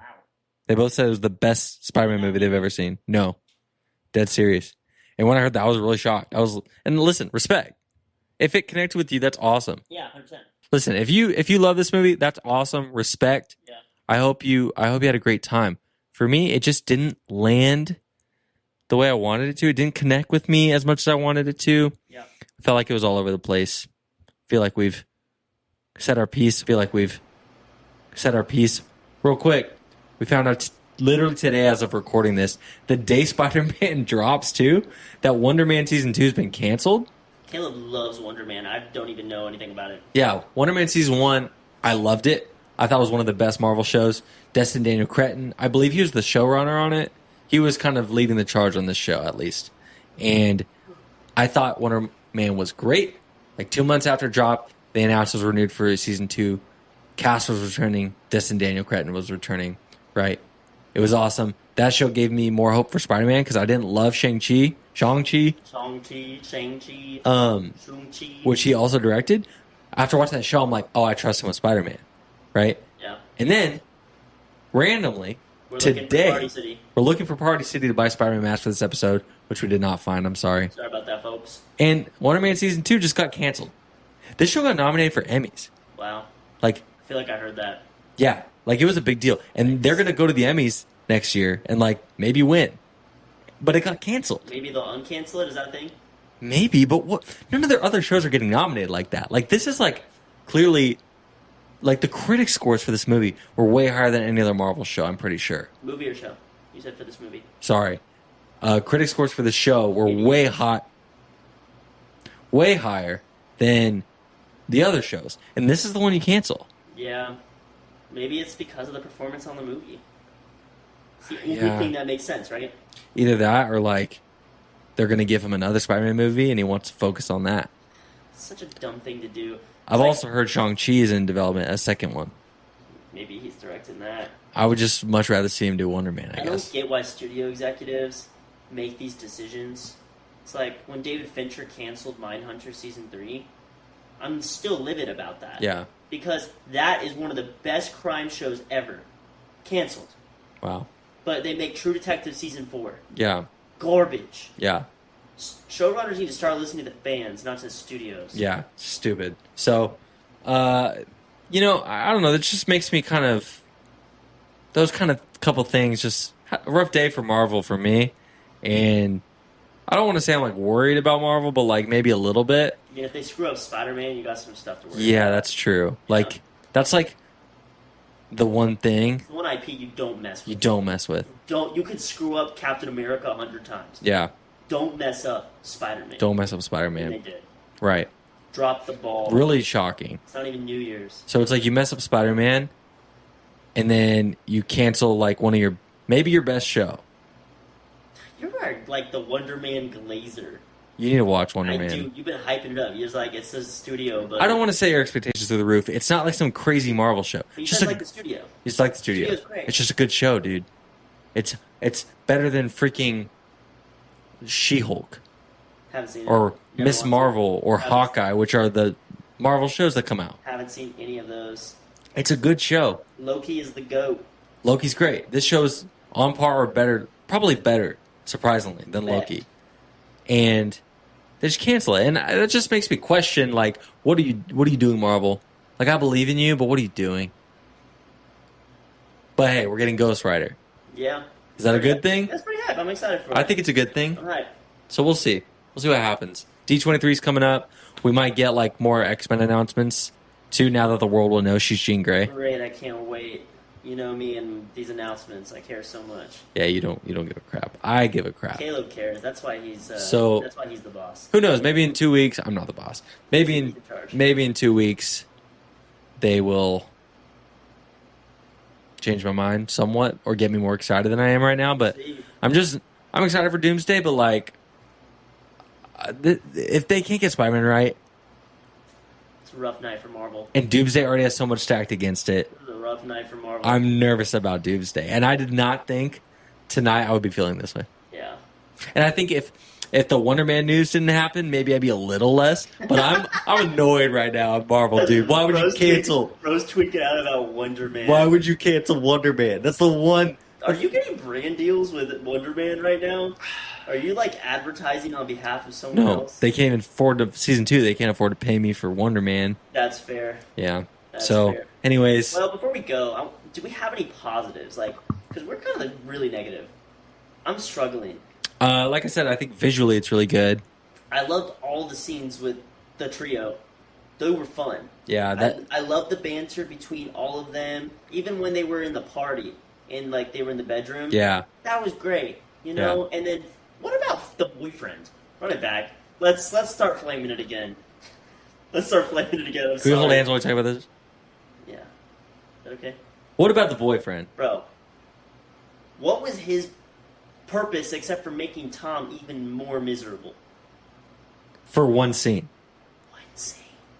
That was dumb. We never see him again, and we never find out if they stay together or like what the And she deal like is. made it seem like he sucked, and then he insulted him, and then she's like, "That guy." And then she's like flirting with Spider-Man until she finds out that he's Peter Parker, and And then she's like, "I'm not interested in you anymore. I Yeah. actually may know you."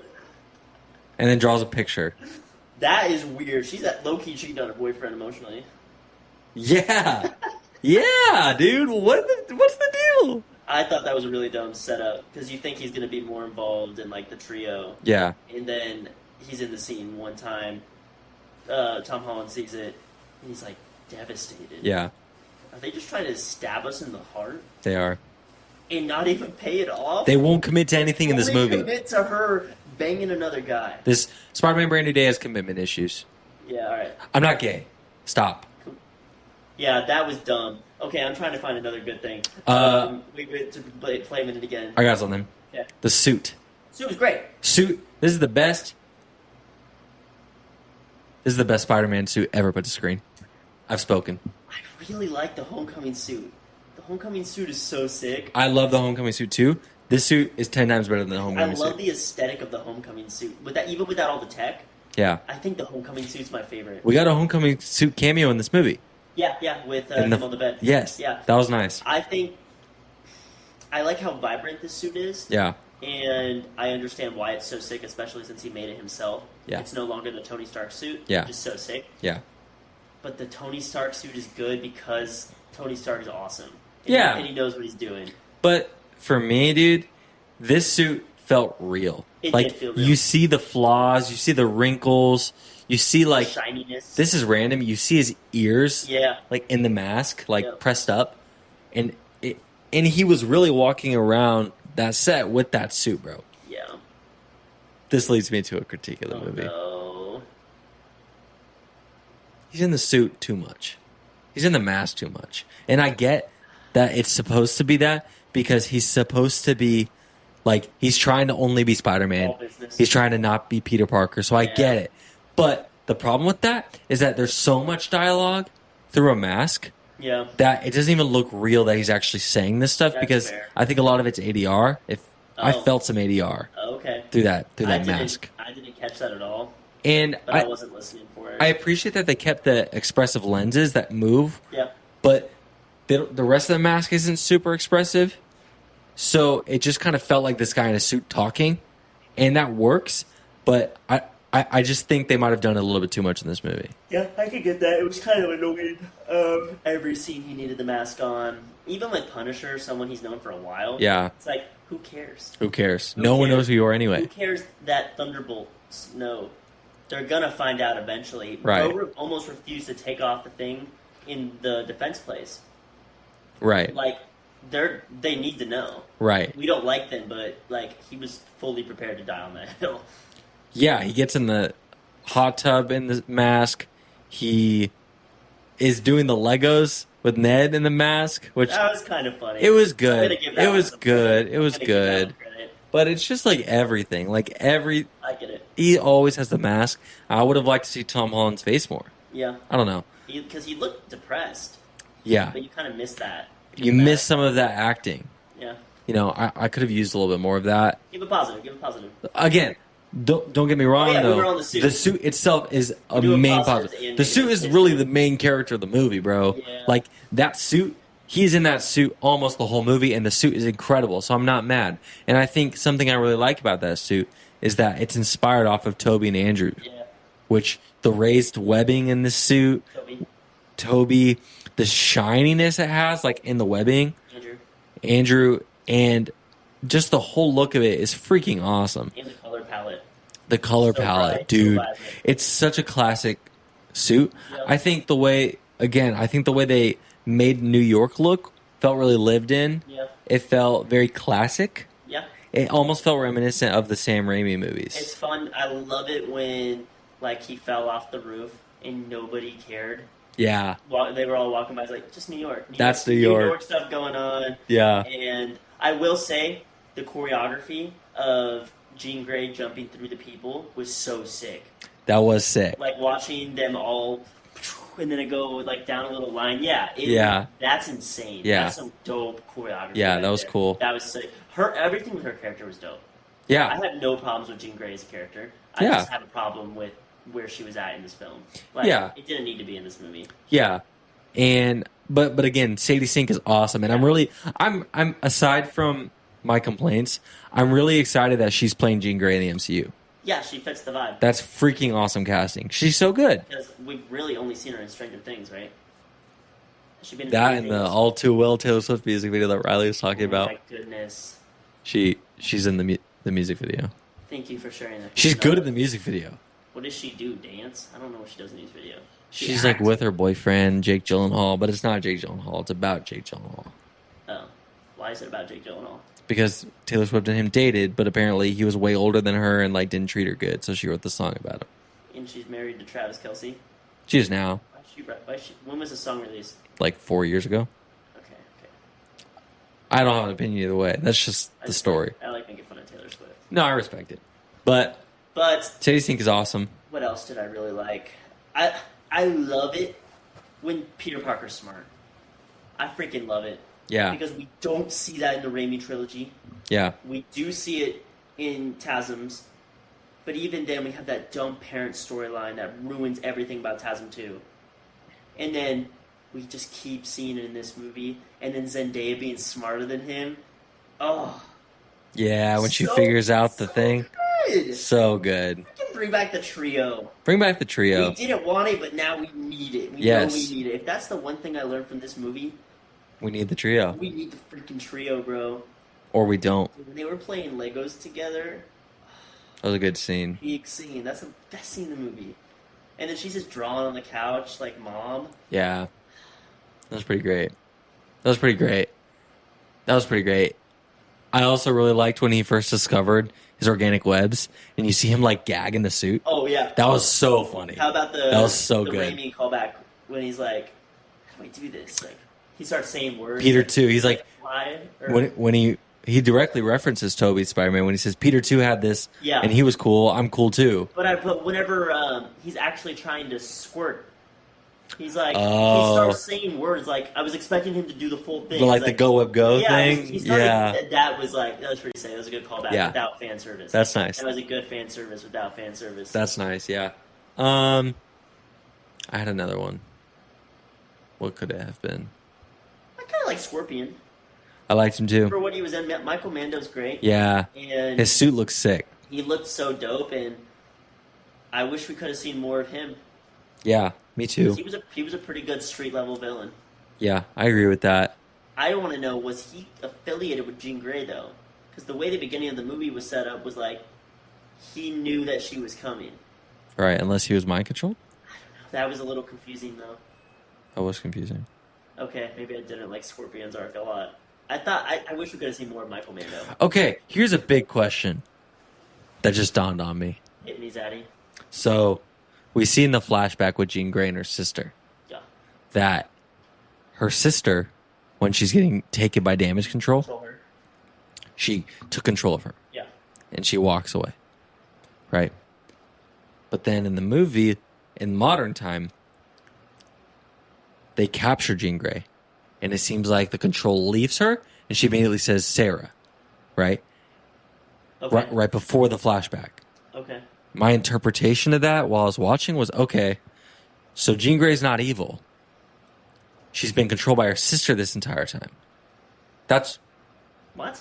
what I thought. Up until this point in the film, you thought that Jean Grey wasn't herself, Right. or in the flashback. I thought it started in the flashback, and then up until that moment, she wasn't herself. Because then she's like, there's like a sound effect, and she's like, Sarah. Nah, not at all. Why did she wait until then to say Sarah? So that Spider-Man will save her? I guess? No, because she very clearly on screen pops out of it at that tree and then runs back to the ice cream truck and they're all bounced. My problem with that scene is why did they only plan on capturing Sarah if Jean Grey was right there? They didn't know she had powers. Oh, really? Yeah. But she's collateral damage. Knowing these people, they don't care about anyone. They should have taken her too. I thought that was really stupid. I think they were using all their manpower because they were worried that this girl was going to, like, Okay. I don't know. I don't think she was brain controlled for the entire movie because she was looking for her. I think you're right. She would know where she is, and I think you're right. I think you're also right. didn't like the VMAX reveal. I did. I thought that was stupid. What were they trying to convey with that? VMAX, like, that was her last to cry out was air conditioning? No, I interpreted that as she took over her sister's mind trying to find her, and the last thing her sister saw was that vent that said VMAX. When did she take over? It didn't show it, but clearly she got in her sister's mind to see, because remember, she's like, the last thing my sister saw was this room. I thought the last thing she said, I thought she sent her a message. Because I thought that when she was being tortured, she said, she sent me a message. How would she send her a message? That's the question. Through her mind? Yeah, because they're like 40 steps away. 40 feet away. 33 steps. So that thing didn't make any 33 sense. feet. That didn't make any sense to me unless in a burst of power she sent out a message because she... About VMAX. Yeah, but that's not how the powers work. As far as we know, she gets into her brain and takes over her body. She doesn't send memories. I thought that VMAX... That's why I thought that Jean Grey got into her body, saw that, was looking for VMAX, but that doesn't make sense the more I think about her it. powers aren't strong enough at all, and she didn't even know where she was. And she didn't even know what VMAX was until she saw the vent. I thought it was a fun reveal, but I'm like, that should hit more than it does. Yeah. You kind of talked me down from that. I liked that VMAX wasn't some like MacGuffin. I liked that it was like the vent. Yeah. And that was like, I like that it was really childlike. yeah. But why? What was the setup for the payoff was not good. Yeah. Dang. Did I finally convince you of something? Yeah, you did. 8 episodes in and I've convinced you of something? You convinced me of something. That's crazy. You took down me liking that. Great. I liked that it wasn't some MacGuffin. And they kind of... Stop saying MacGuffin. You know what a MacGuffin is? Fill me in. A MacGuffin in like a movie is like the object you're chasing that the story's built around. Like, oh, okay. Like in Infinity War, the Infinity Stones were the MacGuffins. Oh, They were after the Infinity Stones. that's a cool word. MacGuffin. So like VMAX was kind of a MacGuffin. It was like Scorpion or whoever, or no, maybe one of the prison guards. Someone said like she's looking for VMAX, and throughout the whole movie, it's like gotta get the VMAX. That's the MacGuffin. That they set it up like it was going to be some super thing, some Yeah. weapon, or some crazy MacGuffin that they're chasing, and it's just on the vent, the brand of the vent, and that's she was looking for that Yeah. just to find out. Oh, I just wish she there died in this room. there was more setup. I agree. It felt like a huge, like, shoot in a miss. Yeah. Was there any more positives you had? I'm struggling, bro. I'm really struggling. I've already dropped it a whole number. Yeah. Don't feel good about Any that. more characters you liked? Any more scenes you liked? I don't think so. Yeah. I'm struggling here, bro. Yeah. I just freaking love the trio, and I'm sad we didn't see more of it. And I thought Spider-Man's freaking heightened senses was so dumb, and the credit scene was dumb. Yeah. Spider-Man deserves better. Yeah. He deserves so much better than what this movie gave him, and I'm really disappointed. And I just hope people aren't glazing it online. Where does it fall in your ranking, you think? If you had to like guess right now, like where would you put this in your Spider-Man movie Well, rankings? you already know that mine's chopped. You don't like my ranking. Yeah, your ranking is disgusting. So, I would have to evaluate again, but I don't even think this is top 5. Yeah. It's like it's low. It's not high. Yeah, my one is my I'm trying to remember my rank off the top of my head. I remember that number 1 was No Way Home, number 2 was Homecoming. What was number 3? I don't know. Might have been Spider-Man 3. no. Might have been TASM 1. No, it was Into the Spider-Verse. Yeah, Spider-Verse is great. And then it'd probably be like Across. You have Spider-Man 2 ridiculously low. Yeah, I do. Freaking psycho. I've spoken. Yeah, This might fall under TASM 1, like 4th place.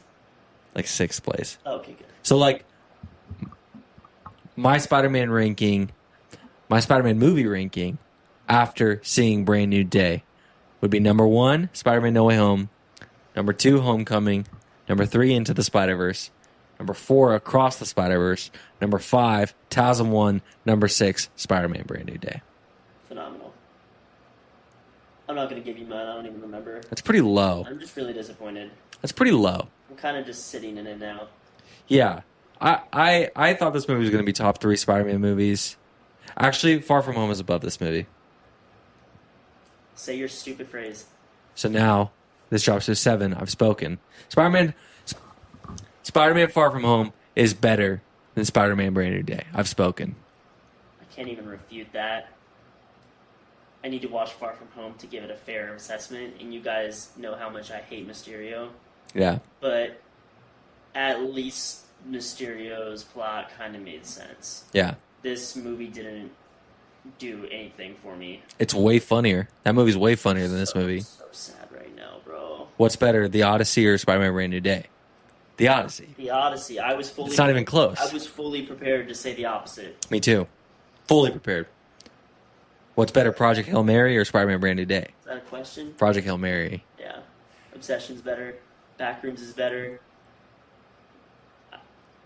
I don't know if I can say Disclosure Day or Supergirl is better, but I kind of want to. No. This movie is so chopped. For me, Spider-Man Brand New Day is better than Disclosure Day for sure. It's definitely better than Supergirl.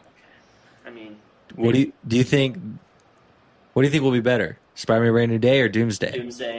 You think Doomsday will be better? Yeah, because I already have extremely low expectations for Doomsday. I had high expectations for Spider-Man. So if anything good happens in Doomsday, it'll be like a pleasant surprise for you. Yeah. You'll be surprised. Yeah, I'm just so sad. I'm genuinely struggling to find good things that I love in this movie. I think Doomsday will be better than Brand New Day I agree. because of the Russo brothers. Yeah, they haven't let us down yet, have they? Not in Marvel. What have they let us down in?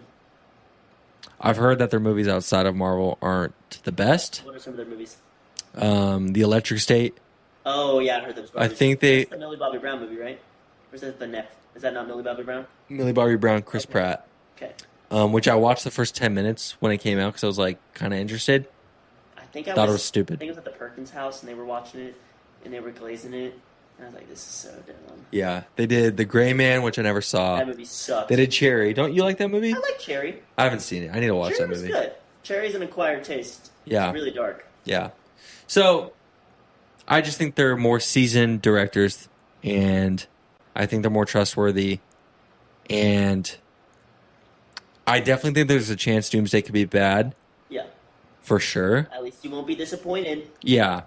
But Doomsday has a lot of characters I love, so we'll see. Yeah. What about Dune? Will Dune 3 be better than Spider-Man Brand New Day? Is that a real question? You know what I'm going to say. Dune 3 will be better. Denis has never let me down. And he's Yeah. not going to start now. Yeah. Dune 1 was probably one of his worst movies he's made. Yeah. Because the second one is required. However, he still hasn't let me down. Yeah. If Dune 1 is my least favorite Denis movie, Yeah. is saying a lot. For sure. That is saying a lot. For sure. I have faith in you, Denis. Do not let me down. Yeah. I don't even need to say it. You got Marty Supreme on your side. Marty Supreme. Christmas Day. Yeah. So, do we have anything else we want to say? Nah, man. I'm probably going to be thinking about this when I go to sleep. Like, Me too. I'm just going to be thinking about Toby. I hope. So I'm going to be thinking about her to make me feel better. That's so real. I hope in a couple weeks, whenever I get the chance to watch this movie again, I hope I come back and I say I was tripping balls and this movie connected with me way more the second time and all these things made sense. I don't think that's going to happen. Yeah, I don't. Ben texted me and said, you want to see Spider-Man tomorrow? Yeah, sure. I'm going to love it. Tomorrow? Yeah. That's crazy. Are you going to go? No. Not at all. Yeah. I'm not going to see it tomorrow. I don't even feel like myself. I feel like a huge pessimist right now. Me too. I feel like that. And especially because our group loved it so much. I feel like, am I tripping? I am second guessing myself a little. About your opinion? Not. I don't want to be a hater. I don't want to be a being hater. I think everyone involved with this movie is super talented and awesome. I just don't think they stuck the landing on the story. That's what it is to me. The story. The story sucked. The people who shot this movie, edited, VFX, That's not what we're acted. That's not what we're complaining about. No. No, if a story is good, then all of those other pieces, even if they suck, you Yeah. can get over. Yeah. I will never complain about a green screen problem. Yeah. Ever. Unless it's like inherently bad, but I think it's Yeah. really hard to do on a Hollywood budget of this scale. Yeah. I will never complain. I will never nitpick that. Yeah. If the story is phenomenal. Right. This story was horrible. Horrible. Sorry, I'm just. Do you actually like you? Do you stand on business with that? Like you think it was horrible? Yeah. Dang. I just was not vibing, Yeah. and maybe it's because I was so hyped Yeah. for the street level depressed Spider-Man. Right. And maybe this is a me thing. I expected to want to see him sad more. Yeah. And when I saw what it was like, even if it was rushed, I wasn't happy with it. I guess I just wanted them to strike a balance of sadness, but still being funny. Spider-Man's hopeful. If this movie was funnier, I think I would have liked it more. That wouldn't have fixed the story problems, but like, I don't know. Horrible was harsh. It's not horrible, but it's a 6.5. So Yeah. that says a lot. I don't It's like not giving great. 6.5s. Yeah. I don't like talking bad about movies. Yeah. I don't want to be that guy. It's weird. I don't feel like myself because normally I love Spider-Man movies. Yeah. There's only a few that I don't like. Spider-Man 2, you psycho. No, it's not that I don't like that one. It's so low. I don't like Spider-Man 3. Yeah, but nobody really does. I don't It's like iconic. a lot of TASM 2. Yeah, TASM 2 sucks. Yeah. Wow. Even Far From Home, which is like, was my least favorite Tom Holland one, I don't dislike that movie. It's just like, not as great as the other ones. Yeah. But this one falls below that. And usually, I don't know. Spider-Man is the people he's around. They all elevate each other. This movie didn't have that. Yeah. It didn't have heart. This movie had no heart. Yeah. The most heart we got was Punisher at the end. Yeah. And that was out of character. I don't know if I'm going to say that it didn't have heart, but I don't think it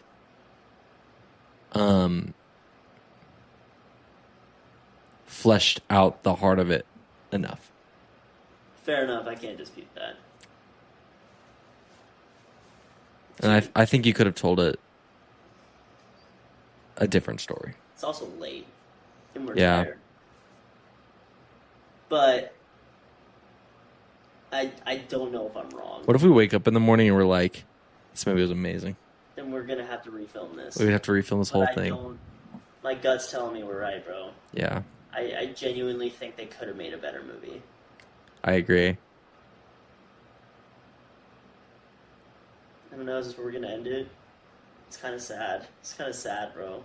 Kind of disappointed in us. I feel like that meme from this movie when he puts on the mask and just like drops off the building. Yeah. I don't know, bro. Right when we're done, like we're both laying down in bed, I think we're gonna do a deep dive. We're gonna go see what the internet thinks. I am, That's exactly what I'm doing. and I want to see if like You're chopped or not? I don't want to like just change my opinion because other people disagree with me. Sorry, our hands touched for a second. I don't want to just change my opinion because of what other people are saying, but maybe I'm hoping people will say things that I didn't notice. I'm looking for validation. You're looking for people to agree with you. I want to know if I'm cracked or not. Yeah, me too. Because I want to be wrong. Yeah. But I also don't feel like I'm wrong, so I want to see what the consensus is among Spider-Man fans. Yeah. Because if people are this far down the rabbit hole and thinking this is a good movie, like, either I'm extremely wrong, Yeah. or we've lost the plot of what movies are supposed to be in the MCU. Yeah. We should all aim for Captain America Winter Soldier, Yeah. for Civil War, for Infinity War. Yeah. We shouldn't be setting the bar this low. Yeah. It makes me sad too because like my little brother Joey, he's out of state right now, but he went and saw this movie and he texted me after, all caps, "Bro, Spider-Man was so peak." And I feel bummed out because like You can't share that with I me. want to be like, I want to share that with them, and I just feel so negative about it right me now. too. I don't know what's wrong with me. You guys are witnessing like a real life crash out. That is like a depressed. Are we just like old and like I hope not. and just tripping? I hope. Well, old people usually don't freak out about this stuff. They don't care. That's true. Like we are the definition of a millennial. We're not millennials. No, we're talking like millennials right now. Don't say that. Negative, making fun of a movie when we should just be enjoying it. Like, this is a negative side of the internet right here. I don't want that to be the case. But here's the thing about film criticism, right? I think that you have to do that Be true. to push things in the right direction. If everyone just says, well, we should just be happy we got the movie, and you know what, there was good parts of it, and just kind of don't talk about the bad stuff, then that tells these studios, like, okay, let's just keep doing that. But if we express when, like, a movie isn't great, then it raises things to a higher standard, I think. What standard has it been raised to over the past 6 years? Oh, it's been rough the past 6 years. Yeah. So that's why being like... Studio executives are still making horrible movies and then writing them off when they suck. They're gonna keep doing this. Yes and no. But the Marvel thing is they're restructuring right now. Yeah, but this was supposed to be Yeah. the outlier. It's Spider-Man. Yeah, Don't mess with him. I agree. Here's another thought. This is the fourth Spider-Man movie we've gotten. in one series of movies. That's true. We never got a Spider-Man 4. We never got even a 2003. This is the fourth Spider-Man movie. We also got a fourth Thor movie, Love and Thunder. Which was bad. We also got a fourth Captain America movie. Which was bad. Maybe we shouldn't be making fourth of these movies, and maybe we should be telling new stories. Maybe. Or keeping them in like the ensemble of like Yeah. Avengers, but not Right. oversaturating it. Right. Because maybe George Lucas had it right in the 70s that the trilogy is the perfect way to tell The story. a story. I think you're onto something. I think that's a really good point. But outlier to this, Endgame. Endgame's a great movie. Yeah, but those are Fourth Avengers movie. they all. It's like a part 2 of Infinity War. Frick. We're still recording there, right? Yeah. This is more. We're kind of in the. What would you call it earlier? The post show I or don't even know. after We're hours? still talking though. Yeah, we're just kind of in the. Yeah. We're just talking now.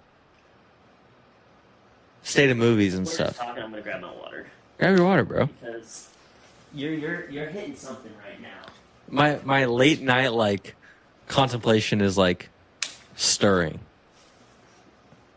Okay, so what were you saying? I was saying Endgame is the fourth Avengers movie, and it's kind of an outlier to I feel this. like they all leveled up so hardcore every movie that it's okay because there was so much stuff that happened in between them that it's like a Yeah. natural progression. It did. The That's Avengers true. isn't a character.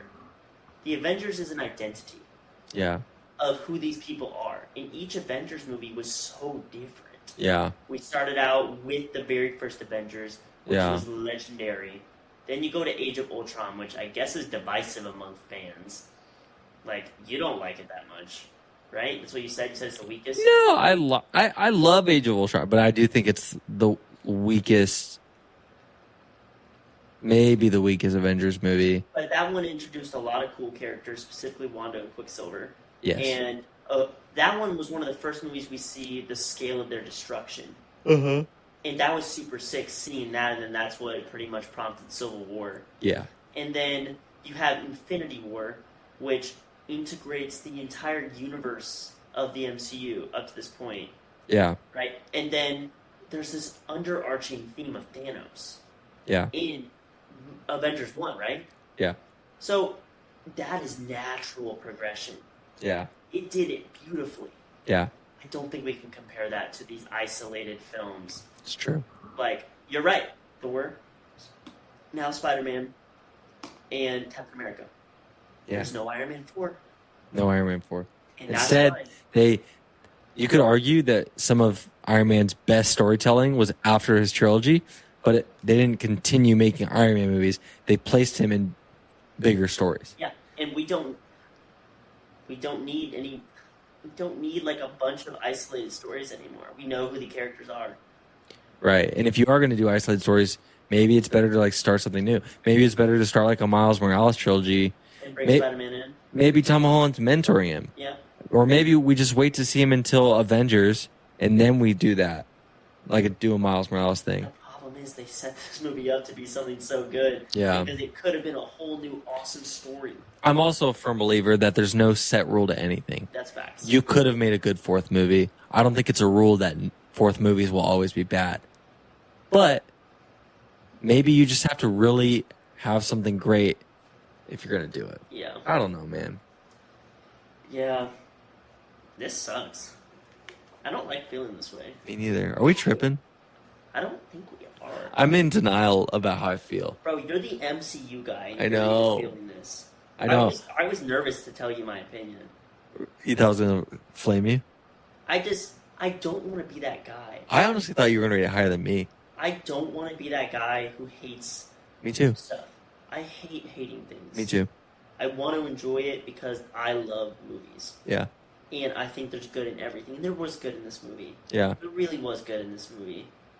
But this is not what it should have been. No. This is not all it should have been. Especially how anticipated it was. I'm in denial. I'm trying to talk myself out of this, so I love the new Spider-Man movie, but I can't. Kind of don't want to end because I don't want to look at what's going on. what the vibes are.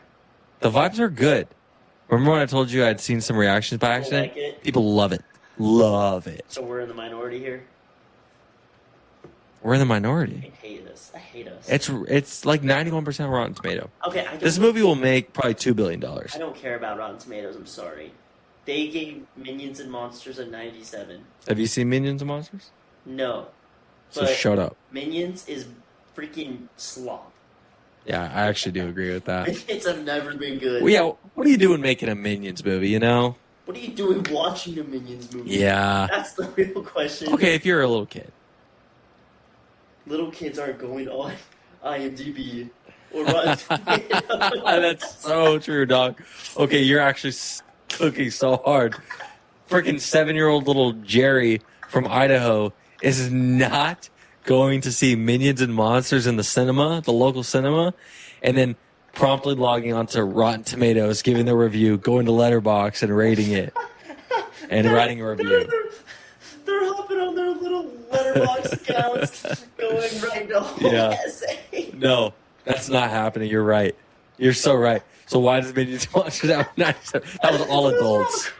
Those were probably professional movie critics. All men. All grown men. Yeah, yeah. Bro, that's so funny. That's hilarious. That made my whole night right there. That's so that made me feel a funny. little better. Who's out here ranking Minions and Monsters on IMDb and Rotten Tomatoes, Letterboxd?